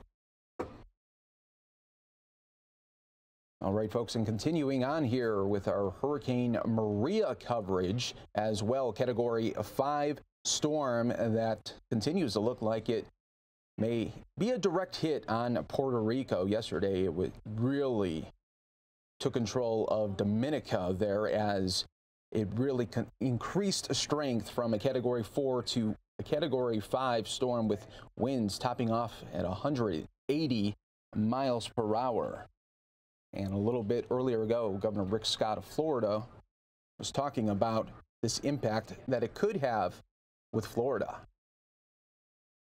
I've gone to shelters in a variety of places around the state, and everyone, what they told me was, we appreciated when law enforcement showed up and when the National Guard showed up. And you guys made people feel comfortable, feel safe, and you treated people with respect. And people were so excited about how they were treated in these shelters all across the state. We also had, as you know, the biggest thing we can do after, besides making sure people are safe, is getting them the power back. Everyone wants their power back immediately. So we have over 30,000. We worked hard to pre-position assets, but it was harder because this hurricane went straight up through our state. But we have over 30,000 utility men and women from all over the country that came down here, all the way from Canada, to try to get our power back. And the counties that are still hurting are Highlands, Lee, Collier, and Monroe. But we're down to about 2%, but those are even higher than that, so we're still working on that.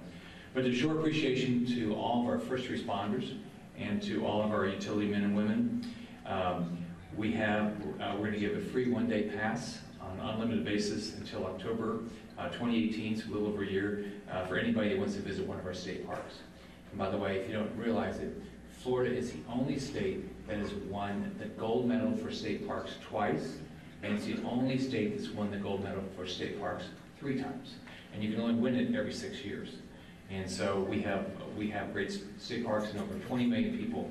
It's now closer, I think it's even closer to 30 million people visit our state parks every year. We've got 167 of them. I also want to thank all of you that kept our roads open. People followed it on FL 511. I didn't realize that I was talking to somebody from Highway Safety that you had to push some cars off the road. I think my dad did that, but he didn't do it legally when I was a kid. But thank you for all you did to keep our evacuation routes open and keep the fuel running, because that had a big deal. Another thing we're dealing with is Zika. We thought that was passed. We got a lot of water in the state right now. So I'm asking everybody to think about just draining your property as fast as you can. Don't have any open containers of water sitting outside. Wear protective clothing. Wear bug repellent. All those things, so we don't get don't get Zika again. We don't have any active transmission of Zika right now, but hopefully we won't going forward. So I want to tell everybody around the state that thank God for our law enforcement. Thank God for our National Guard. Thank God for all our volunteers, and the fact that people are showing up every day still help people get to safety. I can tell you their biggest problem going forward is going to be, especially in the Keys, but some other areas, it's going to be housing. We've lost a lot of homes. And in the Keys, if any of you have any friends who are down the Keys, this will be off a mile marker, but about 20 miles north of Key West, we're going about 20 miles, it is devastating. They got 9 foot of storm surge on the beach side, and the water just came in and went out and just took everything out. So it's really too bad what's happened. And then we had a lot of water. Even that one guy I talked to on the bay side, the water came up to here. And so fortunately for him, it started going down. So thank you for what you do. I know this won't be the last hurricane we have. Hopefully it doesn't happen for a long time, and I hope Maria does not go west. But I want to thank you from the bottom of my heart for what you do every day, because you keep my family and families all across the state and all of our tourists safe. Thank you very much.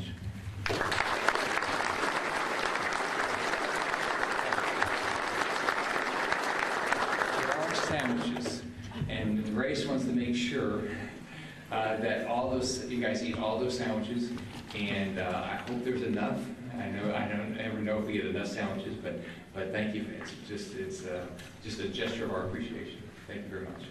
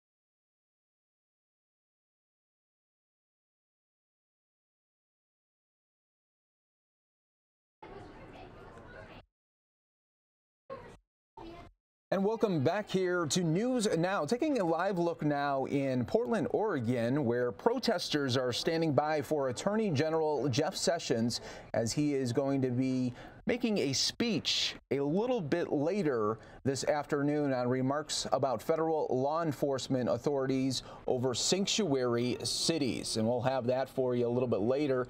On Fox10Phoenix.com, you're taking a live look here at protesters as they get ready for Attorney General Jeff Sessions. And we also have some news from an Arizona congressman who was just arrested outside of Trump Tower. Let's show you his pictures. This is Representative Grijalva. He represents the Tucson area of Arizona's 3rd district, and Representative Raul Grijalva was arrested this afternoon during a protest outside of Trump Tower in New York City. I'm going to show you some of the pictures that he posted on his Facebook page.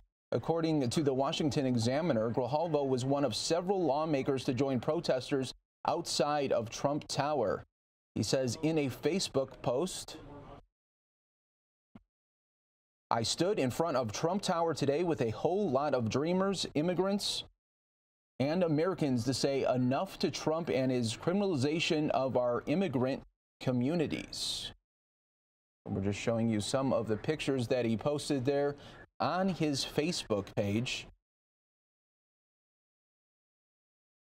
There was a protest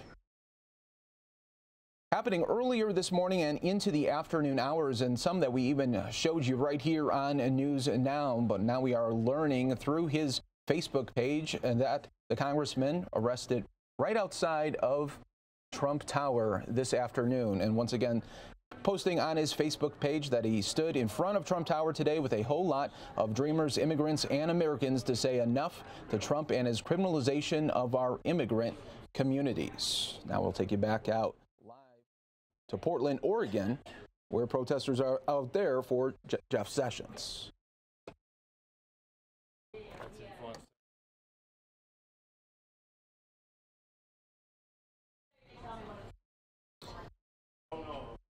And U.S. Attorney General Jeff Sessions going to be in Portland today to talk about sanctuary cities and immigration with federal law enforcement officials. Sessions will make his remarks at the Portland field office of the U.S. Citizenship and Immigration Services. Sessions is also expected to meet separately with Oregon sheriffs and police to discuss immigration, violent crime, drug enforcement, and the opioid epidemic, among other things, an administration official said. Sessions announced earlier this month that the Trump administration would do away with the Deferred Action for Childhood Arrivals, or DACA, the Obama-era program that has shielded almost 800,000 immigrants from deportation who were brought here as children. So we'll have Jeff Sessions' speech a little bit later here on Fox10Phoenix.com.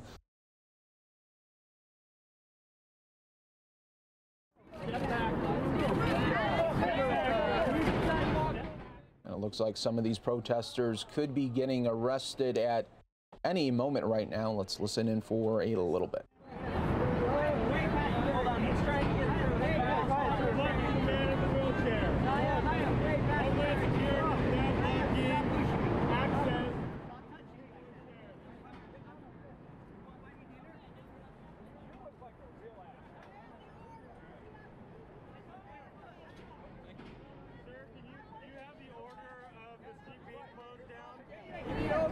Blocking the sidewalk.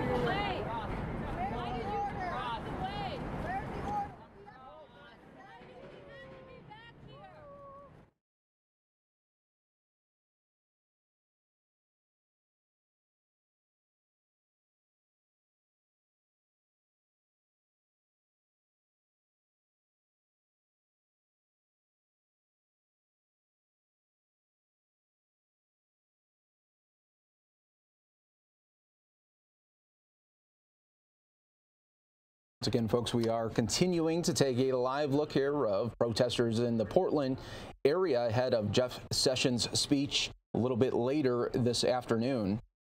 Sessions has also spoken out publicly at least twice about the local case of Sergio Martinez, a man called a serial immigration violator by federal officials. He had been deported 12 times from California and Texas. Martinez ended up in Oregon and cycled in and out of the county's jails 6 times after Sheriff Mike Reese and the downtown jail refused to respond to a request from immigration agents to get notice of his release in December. We'll continue to follow this story here for you right here on News Now. Looks like the photographer will be taking a short break here, so we'll go away from this coverage right here on News Now. Sorry, can you try that?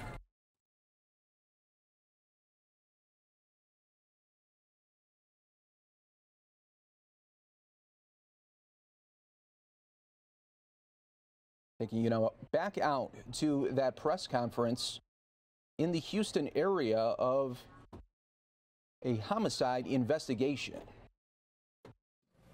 Oftentimes, these types of homicides where they involve relationship connections, it's not something that we can necessarily prevent. As we do with different types of crimes, we come up with creative ways to combat them. But unfortunately, with these, it's just not. What I would say to the public is nothing is ever that bad. You get to the point to where you feel like your only resort is to take someone's life. Walk away, go find help. Whether that's through family members, through clergy, or friends, or whatever it may be.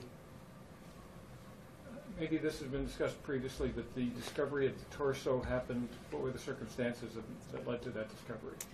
My understanding, again, that Chambers County was investigating that end of it from the beginning. My understanding is that one of the workers at the landfill was pushing debris up into a pile when he came across what he thought was a torso. So he immediately contacted his supervisors, who contacted the authorities, who went out.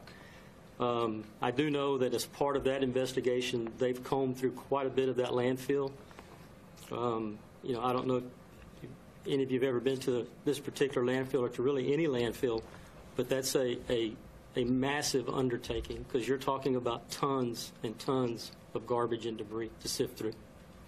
What's the address for that? I don't know the exact address to it. It's the Baytown landfill on Tri-City Beach Road. Is it possible that other landfills could have received his body parts that she was using multiple dumpsters? Are your investigators looking into that, or are they focused just on that landfill? Primarily on that landfill, and part of the reason for that is because that particular landfill, it takes in garbage from pretty much all the surrounding areas of Baytown, Pasadena, League City, Liberty, Chambers County areas. All of that typically goes to that landfill. So that's why we're focusing most of our attention on that landfill. And we don't have anything to indicate that she might have taken anything to any other location outside the city or anything like that that would prompt us to go to some other landfill. Was the dumpster at the apartment examined to see if that was the source? Yes. But again, you're talking about a dumpster, right? All kinds of things get thrown into dumpsters. So those are, very difficult to process, to say the least. But yes, we are in the process now and have since the very beginning worked on trying to process some of these dumpsters to figure out which one that the body might have been placed in. How's his family? Have you got a chance to talk to them? I know they're Yes, I have. I've talked several times with his mother, and the best way I can say it is my heart goes out to him. She's obviously devastated, heartbroken. Whatever adjective you want to use to describe, she's crushed. This is her loved one. It's her son. I'm sure a lot of us in this room are parents. Could you imagine what it would feel like to get this information about your child? Just absolutely devastating. So again, my heart goes out to her. She's in a lot of pain right now. She's got a long road to recover and to be able to cope with this. And what I want her to know is we're going to do everything we can to help her through that process. We investigate these cases. We have the families in mind. It's not just a case to us. It's very personal. We take a lot of pride in the fact that we look at these things just as if they were our family members. That's how much commitment we have to them. So, but obviously, like I said, she's devastated. She's really devastated. Anything else? I was wondering if you could provide a little context on one thing, or maybe I was wondering how early you started suspecting dismemberment was a possibility, because it seemed in the court records that one of the ways that Tulsa was identified was by matching a description, the girlfriend's description of his genitals, and I was wondering why she was coming to the police describing that level of detail in our initial report. Well, keep in mind, when that torso was found, there really wasn't a lot to go on, okay, just because of how much of the torso was there. About the only thing that there was the genitalia was still intact. So, one of the things that we questioned was whether or not our missing person was circumcised or not. Right, and I'm just wondering why the girlfriend came to police describing that detail unless there was already suspicion that he'd been dismembered? Was that just a standard? No, I think that was a question was prompted by us to kind of clarify that. Anything else? All right. Well, listen, again, I appreciate, yes. Was there any evasiveness that was concerning in the initial parts of the investigation that, in hindsight, become more problematic? Well, I wouldn't say anything that's become problematic. One of the things, again, from the very beginning that kind of struck us as a little bit odd about this case was we had a girlfriend that came forward and reported her boyfriend missing, which in and of itself is pretty normal. However, within a very short period of time, I think a day or so, she actually stopped cooperating with the investigation. She quit returning phone calls. She wouldn't return phone calls. She wouldn't answer her phone.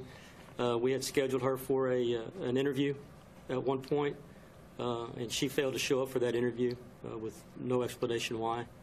So a lot of those little things that just kind of become red flags to us. You got a mugshot? You have a picture of it? Hey, Randy, I've been working on that for the past few days, to be honest with you, getting a mugshot. Right before we came in here, the authorities in Louisiana sent me the mugshot. So as soon as I leave here and I get back to my office, I will forward that out to everybody to make sure everybody has it. Can you repeat where again was she arrested in Louisiana? In Metairie, Louisiana, small town just outside of New Orleans. the circumstances of her apprehension? Can you discuss that at all? I mean, was it a traffic stop or? We once we figured out where she was at, we had again all of my homicide detectives were in Louisiana, following up on leads. We were able to identify an apartment complex she was in, and as she came out to get into a vehicle to leave, that's when she was arrested. By your officers? Well, it was our officers along with the authorities there in Louisiana. There was several different agencies in Louisiana helped us out quite a bit. You know, the Jefferson Parish Sheriff's Department, namely. They helped us out quite a bit, the Marshal Service. So, you know, again, when you go to these areas like, you know, we go to Louisiana, we're not, you know, we don't know the lay of the land, so to say. So we have to rely pretty heavily on them other agencies. So and they were very cooperative with us. Anything else? When he went missing, was there like a picture of him that was distributed or anything? Actually, yes, there was. I had sent a release out to all the media with his pictures. You know, unfortunately, that was, I think, a day or two before Hurricane Harvey hit. And so everybody was covering the hurricane, and rightfully so. So that the picture didn't really get much airtime. Then I sent it out about a week and a half later. And unfortunately, Hurricane Irma was making her presence known. So again, it didn't get much airtime on that. So there was some pictures sent out, but other things took precedence over the missing person case. Can you send those out again, or do you know how we could get his picture? Absolutely. I can send them out again. Your individual outlets should already have them, but I have no problem sending them out again. Later on this afternoon, I'll send that along with a picture of Miss Sutton, and I'll make sure everybody has that. Thanks. So I know the torch was found the 22nd, Harvey hit a couple days afterward. Had the discovery not happened when it did, is it possible, because of Harvey and more debris being thrown there, that you may never have found that part of him? Oh, sure, absolutely, it's possible. Again, you know, you're talking about a landfill where there's literally tons of garbage being dumped almost every day, you know, and piled on top, right on top of each other. So had that torso not been found, and again, I would caution that we don't know for a fact that torso is our missing person. You know, obviously the timing of everything, the timeline, you know, him being reported missing, that torso being found, it's safe to say that that's our suspicion at this point. But we just don't know that to be fact yet until the DNA comes back. How long do you expect that?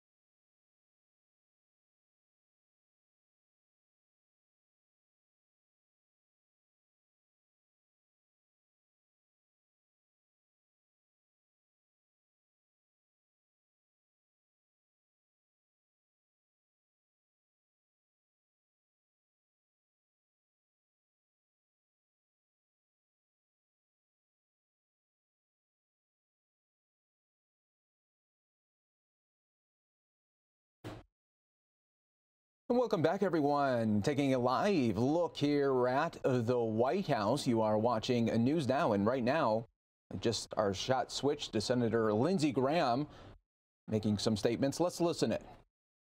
Health care. 4 states get 40% of the money under Obamacare. New York, California, Massachusetts, and Maryland, they represent 20% of the population.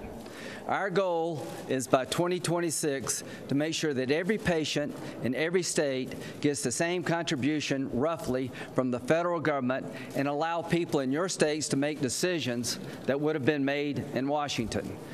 The most beneficial aspect of this bill is as follows. If you don't like Obamacare, who do you complain to? You can complain to me, but I sure as hell don't run it. If I can get South Carolina in charge of this money that would have been spent in Washington by a bureaucrat who's unelected, I promise every South Carolinian the following. If you don't like your health care, somebody will listen to you. It's your governor and your state house representative. You can go to the state house representative who most likely goes to the same hospital you do. You can go to your governor who will listen to you because they care about your vote, if nothing else. I'm trying to take the money and power in Washington and send it back closer to the patient. If you believe government closer to the people is the best government, why not health care? And finally, we know how this movie ends if we don't change. We're going to have a single-payer health care system in this country that's going to bust the budget, and we're going to start rationing care like you've never seen. Obamacare is failing for a reason. It's a bad idea. State control of health care will work because the people in charge will be accountable to you, unlike Obamacare, where the person in charge could give a damn of what you think. Bill? For 25 years, I treated patients in Louisiana's charity hospital system. It's been my life's work to try and bring health care and coverage to those who do not have. So when a fellow back home named Moon Griffon with a special needs child tells me that he's paying over $40,000 a year in premiums, plus a $5,000 deductible and more money on top of that, we know that the system is failing. I've spoken of the Jimmy Kimmel test, where those who had need would have their needs addressed. His family, Moon Griffon, it's almost beyond their reach. He has a job, doesn't get a subsidy, and therefore cannot afford his insurance coverage. That's not the way it should be. What we attempt to do is to take all the dollars that are here in Washington, D.C., doled out if the state jumps through a hoop, and we return it down to the states for the states to do that which is best for that state. If you're in a state which has not expanded Medicaid, you're going to do great. And all those lower-income Texans, Floridians, Mainers, Virginians, Missourians will have dollars in their state to help them get health insurance that they currently do not have. If you're a state which has expanded Medicaid, we do our best to hold you harmless. We don't want to hurt folks. We run it through the CHIP program. I hear no one complain about the CHIP program. The CHIP program is something on a bipartisan basis, has been recognized to be an effective way to provide access to quality care to those in need. We take it through the CHIP program. We continue patient protections. Whatever waiver a state wishes to have, they must ensure the Secretary that they continue to provide adequate and affordable coverage for those with pre-existing conditions. That is our backstop. We preserve mental health parity, but ultimately we give the dollars to the state for the state to be inventive.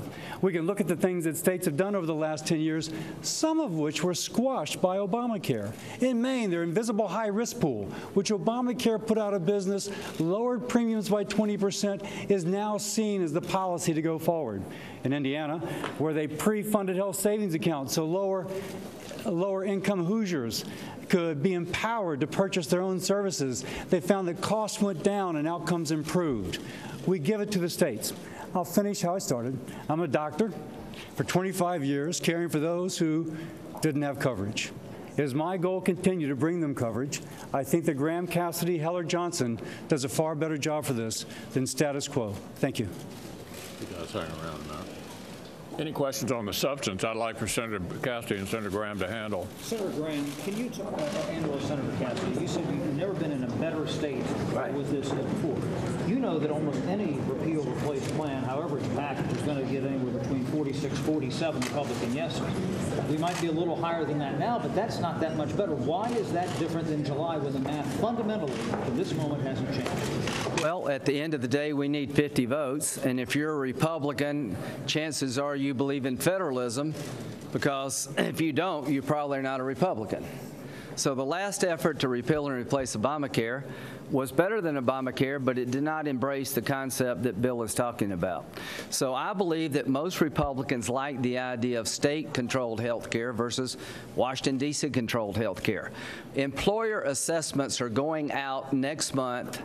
By the end of 2017, over 90,000 businesses will get a notice from the federal government under Obamacare that's $4.8 billion. A lot of Republicans would like to stop that from happening, and the best way to do that is to repeal the employer mandate, individual mandate nationally. States can reimpose it. So we've come upon an idea that is uniquely Republican, but over time has proved to work in other areas like welfare reform. So I would hate to be the Democrat that voted against more money for my state and more power and keep the status quo. So if you're a Democrat, let's say in Missouri, you're going to get far more money under this proposal than Obamacare, and your state would have more control over the money. To reject that money and that control means you believe that somebody in Washington cares more about people in Missouri than people in Missouri. You believe it's okay to help California, New York, Maryland, and Massachusetts more than Missouri. That's just what a Democrat would have to face if they voted no. If you're a Republican and you vote against federalism, you got to explain to people back home why Washington knows better. And almost every state except the 4 I've described do very well under this new approach to taking the money out of Washington. So I think the idea is more powerful. I think the substance is much more fair. And at the end of the day, I really believe we're going to get 50 Republican votes, and I make a prediction. There are going to be a lot of Democrats struggling with a no vote, because at least 8 of them, their states do far better than Obamacare in terms of funding, and they have more control over the money, and that's going to be a hard no. Is it not a bit reckless to pass such a monumental bill without the CBO's full appraisal on its impact? The CBOs told us that they'll have a score for us. The coverage, that'll be on the cash aspect of it, the financial aspect of it, so we'll have a chance to look at that. Senator Graham, could you when is the bill coming to the floor? Well, you all understand that we would have to deal with this before September the 30th. And so that's the answer. You know, we'll have to deal with it because the vehicle expires at the end of the month. So does it matter if you don't bring this bill to the floor, to be clear? If we were going to go forward, we would have to act before September 30th. But you haven't decided whether you will. Well, we are in the process of discussing all of this. Everybody knows that the opportunity expires at the end of the month. Can I say something about that? Yeah, go ahead. Okay. Here's the test for Republicans. Did we work as hard to repeal Obamacare as they did to pass it? Mitch McConnell and the leadership has done everything we've asked and then some. I spoke to Paul Ryan, the Speaker of the House, and says, I like it, you send it to the House, it's going to pass.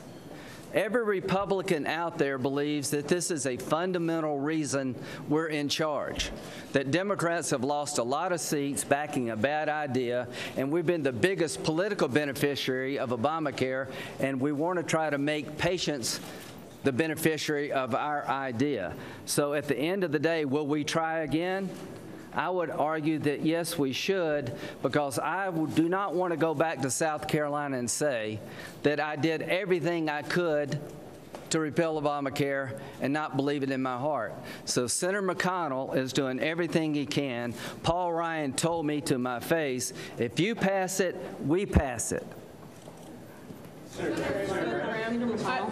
McConnell, this plan has been out there for a couple of months. How do you convince Americans that you truly think that this would lead to better health care and it's not just a last-ditch attempt to do something before the deadline? Well, I think you've heard the arguments here from Senator Graham and Senator Cassidy. It is better than the status quo by far, and I think that's an argument we're all comfortable with making. Limited time left in the fiscal year, limited time left in the calendar year.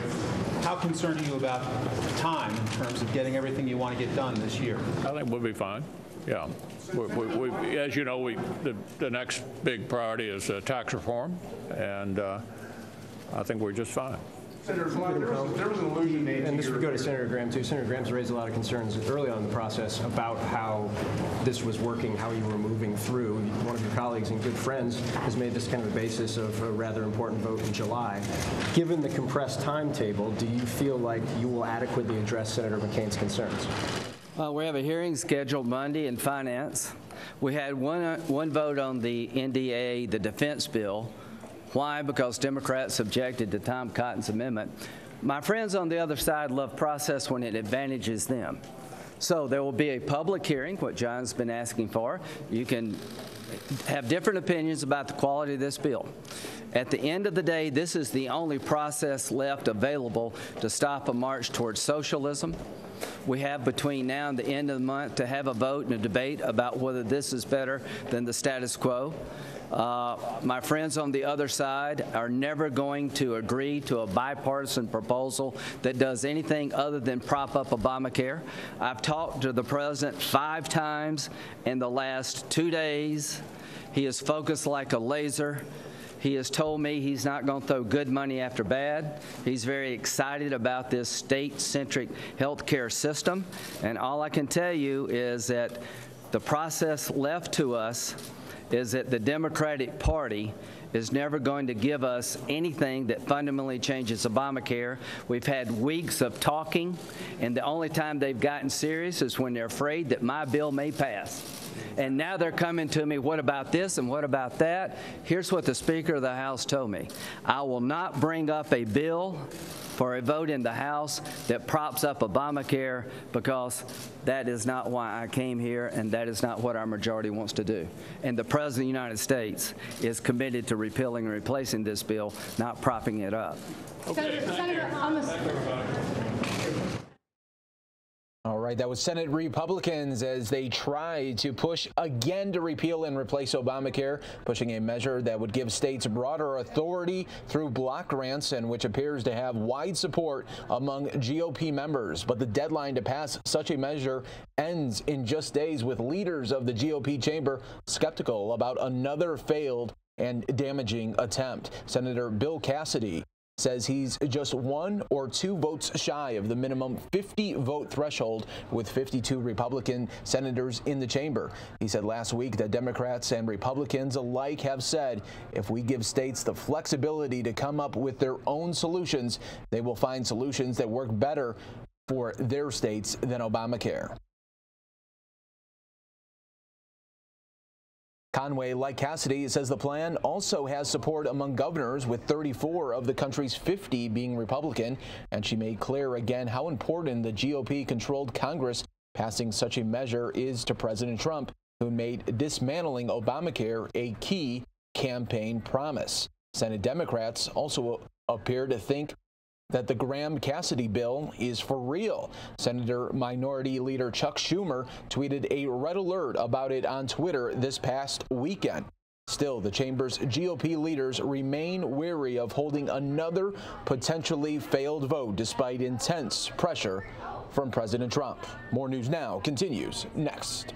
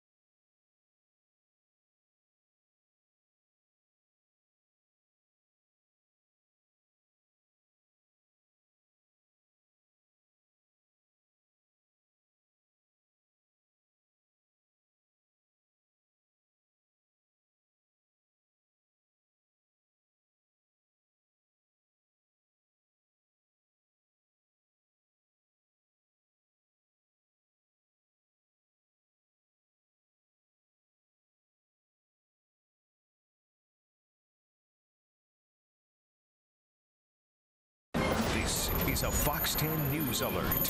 And welcome back to News and Now, taking you to live breaking news here. We are just learning a powerful earthquake has shaken Mexico City, and we are learning that the U.S.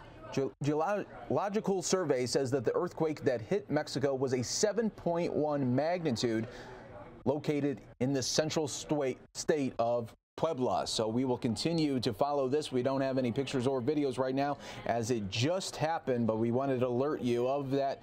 Once again, another earthquake in Mexico. We do see another feed coming up right now as Democratic leaders are speaking about the Hail Mary healthcare push by the Republicans. Let's go back. And that's why, despite all their efforts, they're struggling, because their own senators know that the public dislikes this bill.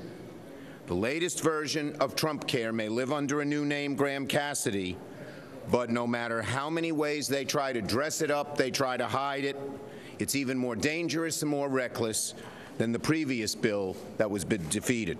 Simply put, Trump Care is a sham. They're crafting it in the dark of night. To say one hearing on one day without a CBO score and only 2 witnesses against the bill, that's a hearing, that's a full airing of the bill? Come on. They're ashamed of this bill. They're afraid to find out what it actually does. And so we get another bill in the dark of night. So the process is awful. Our Republican colleagues, we've heard justice being blind. Our Republican colleagues should be walking around with blindfolds because they don't want to see what's in the bill they're being forced to vote for. With all the cuts to people, with all its unpopularity, with all the basic meanness in this bill. They don't want to go home and tell a mom who learns her daughter or son has cancer that an insurance company can make insurance unaffordable for them. No, they don't want that. They don't want to tell a middle-class family in the suburbs that mom or dad in the nursing home may no longer get coverage. They don't want to tell a 23-year-old young man who desperately needs opioid treatment that it may go away. This isn't simply making the decisions at the states. They make the cuts here in Washington that hurt average people and then tell the states to figure out who to cut. This is not a neutral bill that simply devolves power to the states. It's a bill to end Medicaid as we know it and let the governors do the dirty work. That is why 10 governors from the states of Colorado, Ohio, Alaska, Montana, Pennsylvania, Virginia, Louisiana, Nevada, Massachusetts, and Vermont, 5 Democrats, 5 Republicans, have said, don't do Trump Care 2, don't do Graham Cassidy. And just on the substance, according to the Center of Budget and Policy Priorities, it'll result in about $700 billion in cuts to health care by 2027. It would cause millions to lose coverage. Millions. It would radically restructure and deeply cut Medicaid. It would bring us back to the days when insurance companies could discriminate against people with pre-existing conditions. It would get rid of the consumer protections that gives Americans access to maternity care, substance abuse, prescription drugs. And it would throw the individual markets into chaos, resulting in 15 million people losing coverage. If they let the CBO do its work, if CBO weren't pressured to put out something that's just a few lines, this would all be told by CBO. And how do we know? Because similar bills in the past have been scored by CBO with similar provisions. They're afraid. They are afraid that the public will hate this bill.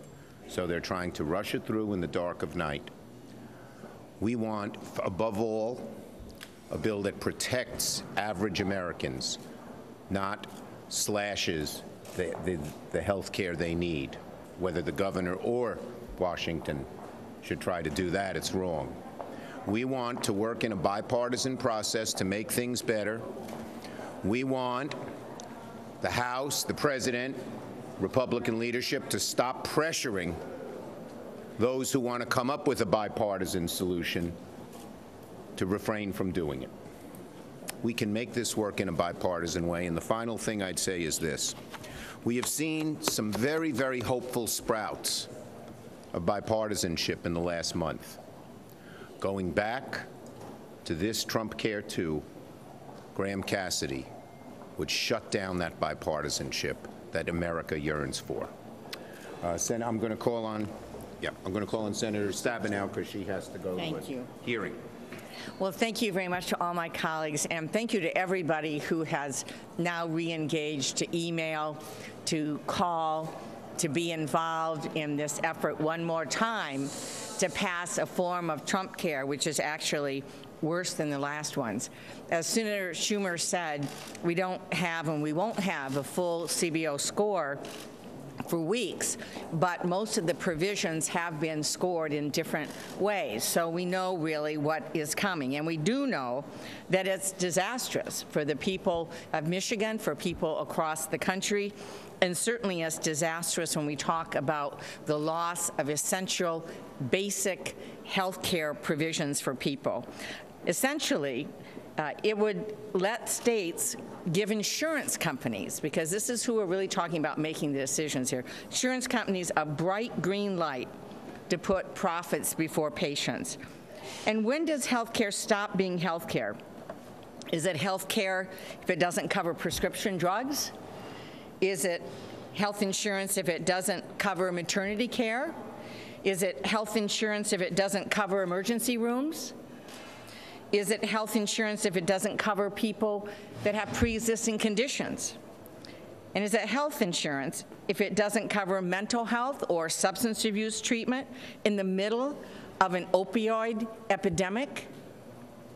I want to remind Republicans that health care isn't political, it's personal. The way they were just talking about it, standing right here, was very political. And for all of us, for our families, and for the people in this country, it is very personal. When a young cancer patient can't afford the medications that keeps her alive because her insurance won't cover it, it's personal. When a mechanic who realizes his lifetime dream of owning his own shop has to pay more for insurance because he hurt his back a few years ago, that's very personal. And when a woman has to pay more for her health insurance just because she's a woman, that is personal. And you know what? I take it personally. People in Michigan take it personally. All of my colleagues take it personally. And that's why we will fight this in every way possible on behalf of the people we represent. Senator Durbin. Thanks, Dan. Thanks, Chuck. We were watching in the other room when the Republicans gave their press conference. It was interesting. One of the sponsors of this legislation got up and said, this is really about the great national debate between socialism and states' rights. Really? It's not about the great national debate over socialism and states' rights. It's about basic health care for the families of America. And if this is such a hot deal for governors all across America, how do you explain 5 Republican governors, like the governor of Alaska and the governor of Nevada, coming out publicly against this notion of states' rights? Why are they turning their back on an opportunity to receive this money and make the decision locally and be popular for votes, as one of these senators said? Because they can count. And when they count, they realize there's not enough money under this plan coming from Washington to sustain health care in their states and to keep up with the cost of health care in the future. They're realists. They understand it full well. It isn't a question between socialism and states' rights. It's a question about whether or not we're going to provide basic care. I don't see a lot of people across America complaining about Social Security because it's a Washington program. The heck they complain about it. They realize it's liberated them in their senior years for a good life. And the same thing's true for Medicare. And the second issue I want to raise was one that was raised by the other sponsor of this legislation, the Jimmy Kimmel test. Remember when he referred to that? You know what that's all about. This gentleman, who's well known on late night TV as a comedian, had a tough time. His baby was born with a serious problem. And he raised a question on his TV show. What's going to happen to families like mine under all this talk about the new Trump care? Well, I can tell you under this Trump care version, it's not a good outcome. First off, if that family happens to be under Medicaid, there's a serious question as to whether there's enough coverage. Half the babies born in Illinois are covered by Medicaid. Their moms are covered by Medicaid on prenatal care. You want a healthy baby? You want a healthy mom, too. And when you cut back on Medicaid, as this bill does, you lessen that opportunity. And once that baby is born, once that family has a child with a pre-existing condition, under this Trump care bill, it will haunt them the rest of their lives when they try to buy health insurance. That is one thing that we stood up for on Affordable Care Act and said we're not going to give in on this at all. We don't want people discriminated against because they have a member of their family who was born with a birth defect, or because someone has survived cancer care, or someone has diabetes in their family. They walk away from it in this bill. They say that's one of the options that the insurance companies can play with when they decide what your premiums will be. Time and again, when you look at this bill, there's a real reason why they don't want the American people to take a hard look at it. The rates are going to go up for senior citizens. That's a given. That's why AARP is opposed to it. The reimbursement to hospitals is going to go down. That's why the American Hospital Association and all the state chapters oppose it. And it's not going to provide the quality care that healthcare professionals like nurses and doctors know that all of us need. This is a rallying point. Many of us thought in July. All right, folks, we do want to update you on the very latest with this Mexico City earthquake. The U.S. Geological Survey says it calculates the earthquake that struck central Mexico as a magnitude 7.1. It says the epicenter was near the town of Roboso, about 76 miles southeast of Mexico City. Earlier in the day, buildings across the city held preparation drills on the anniversary of the 1985 quake. So we will continue to have more news and updates for you on Fox10Phoenix.com. We'll continue to cover this story as well and have video and pictures when we get them. Thank you for watching News Now.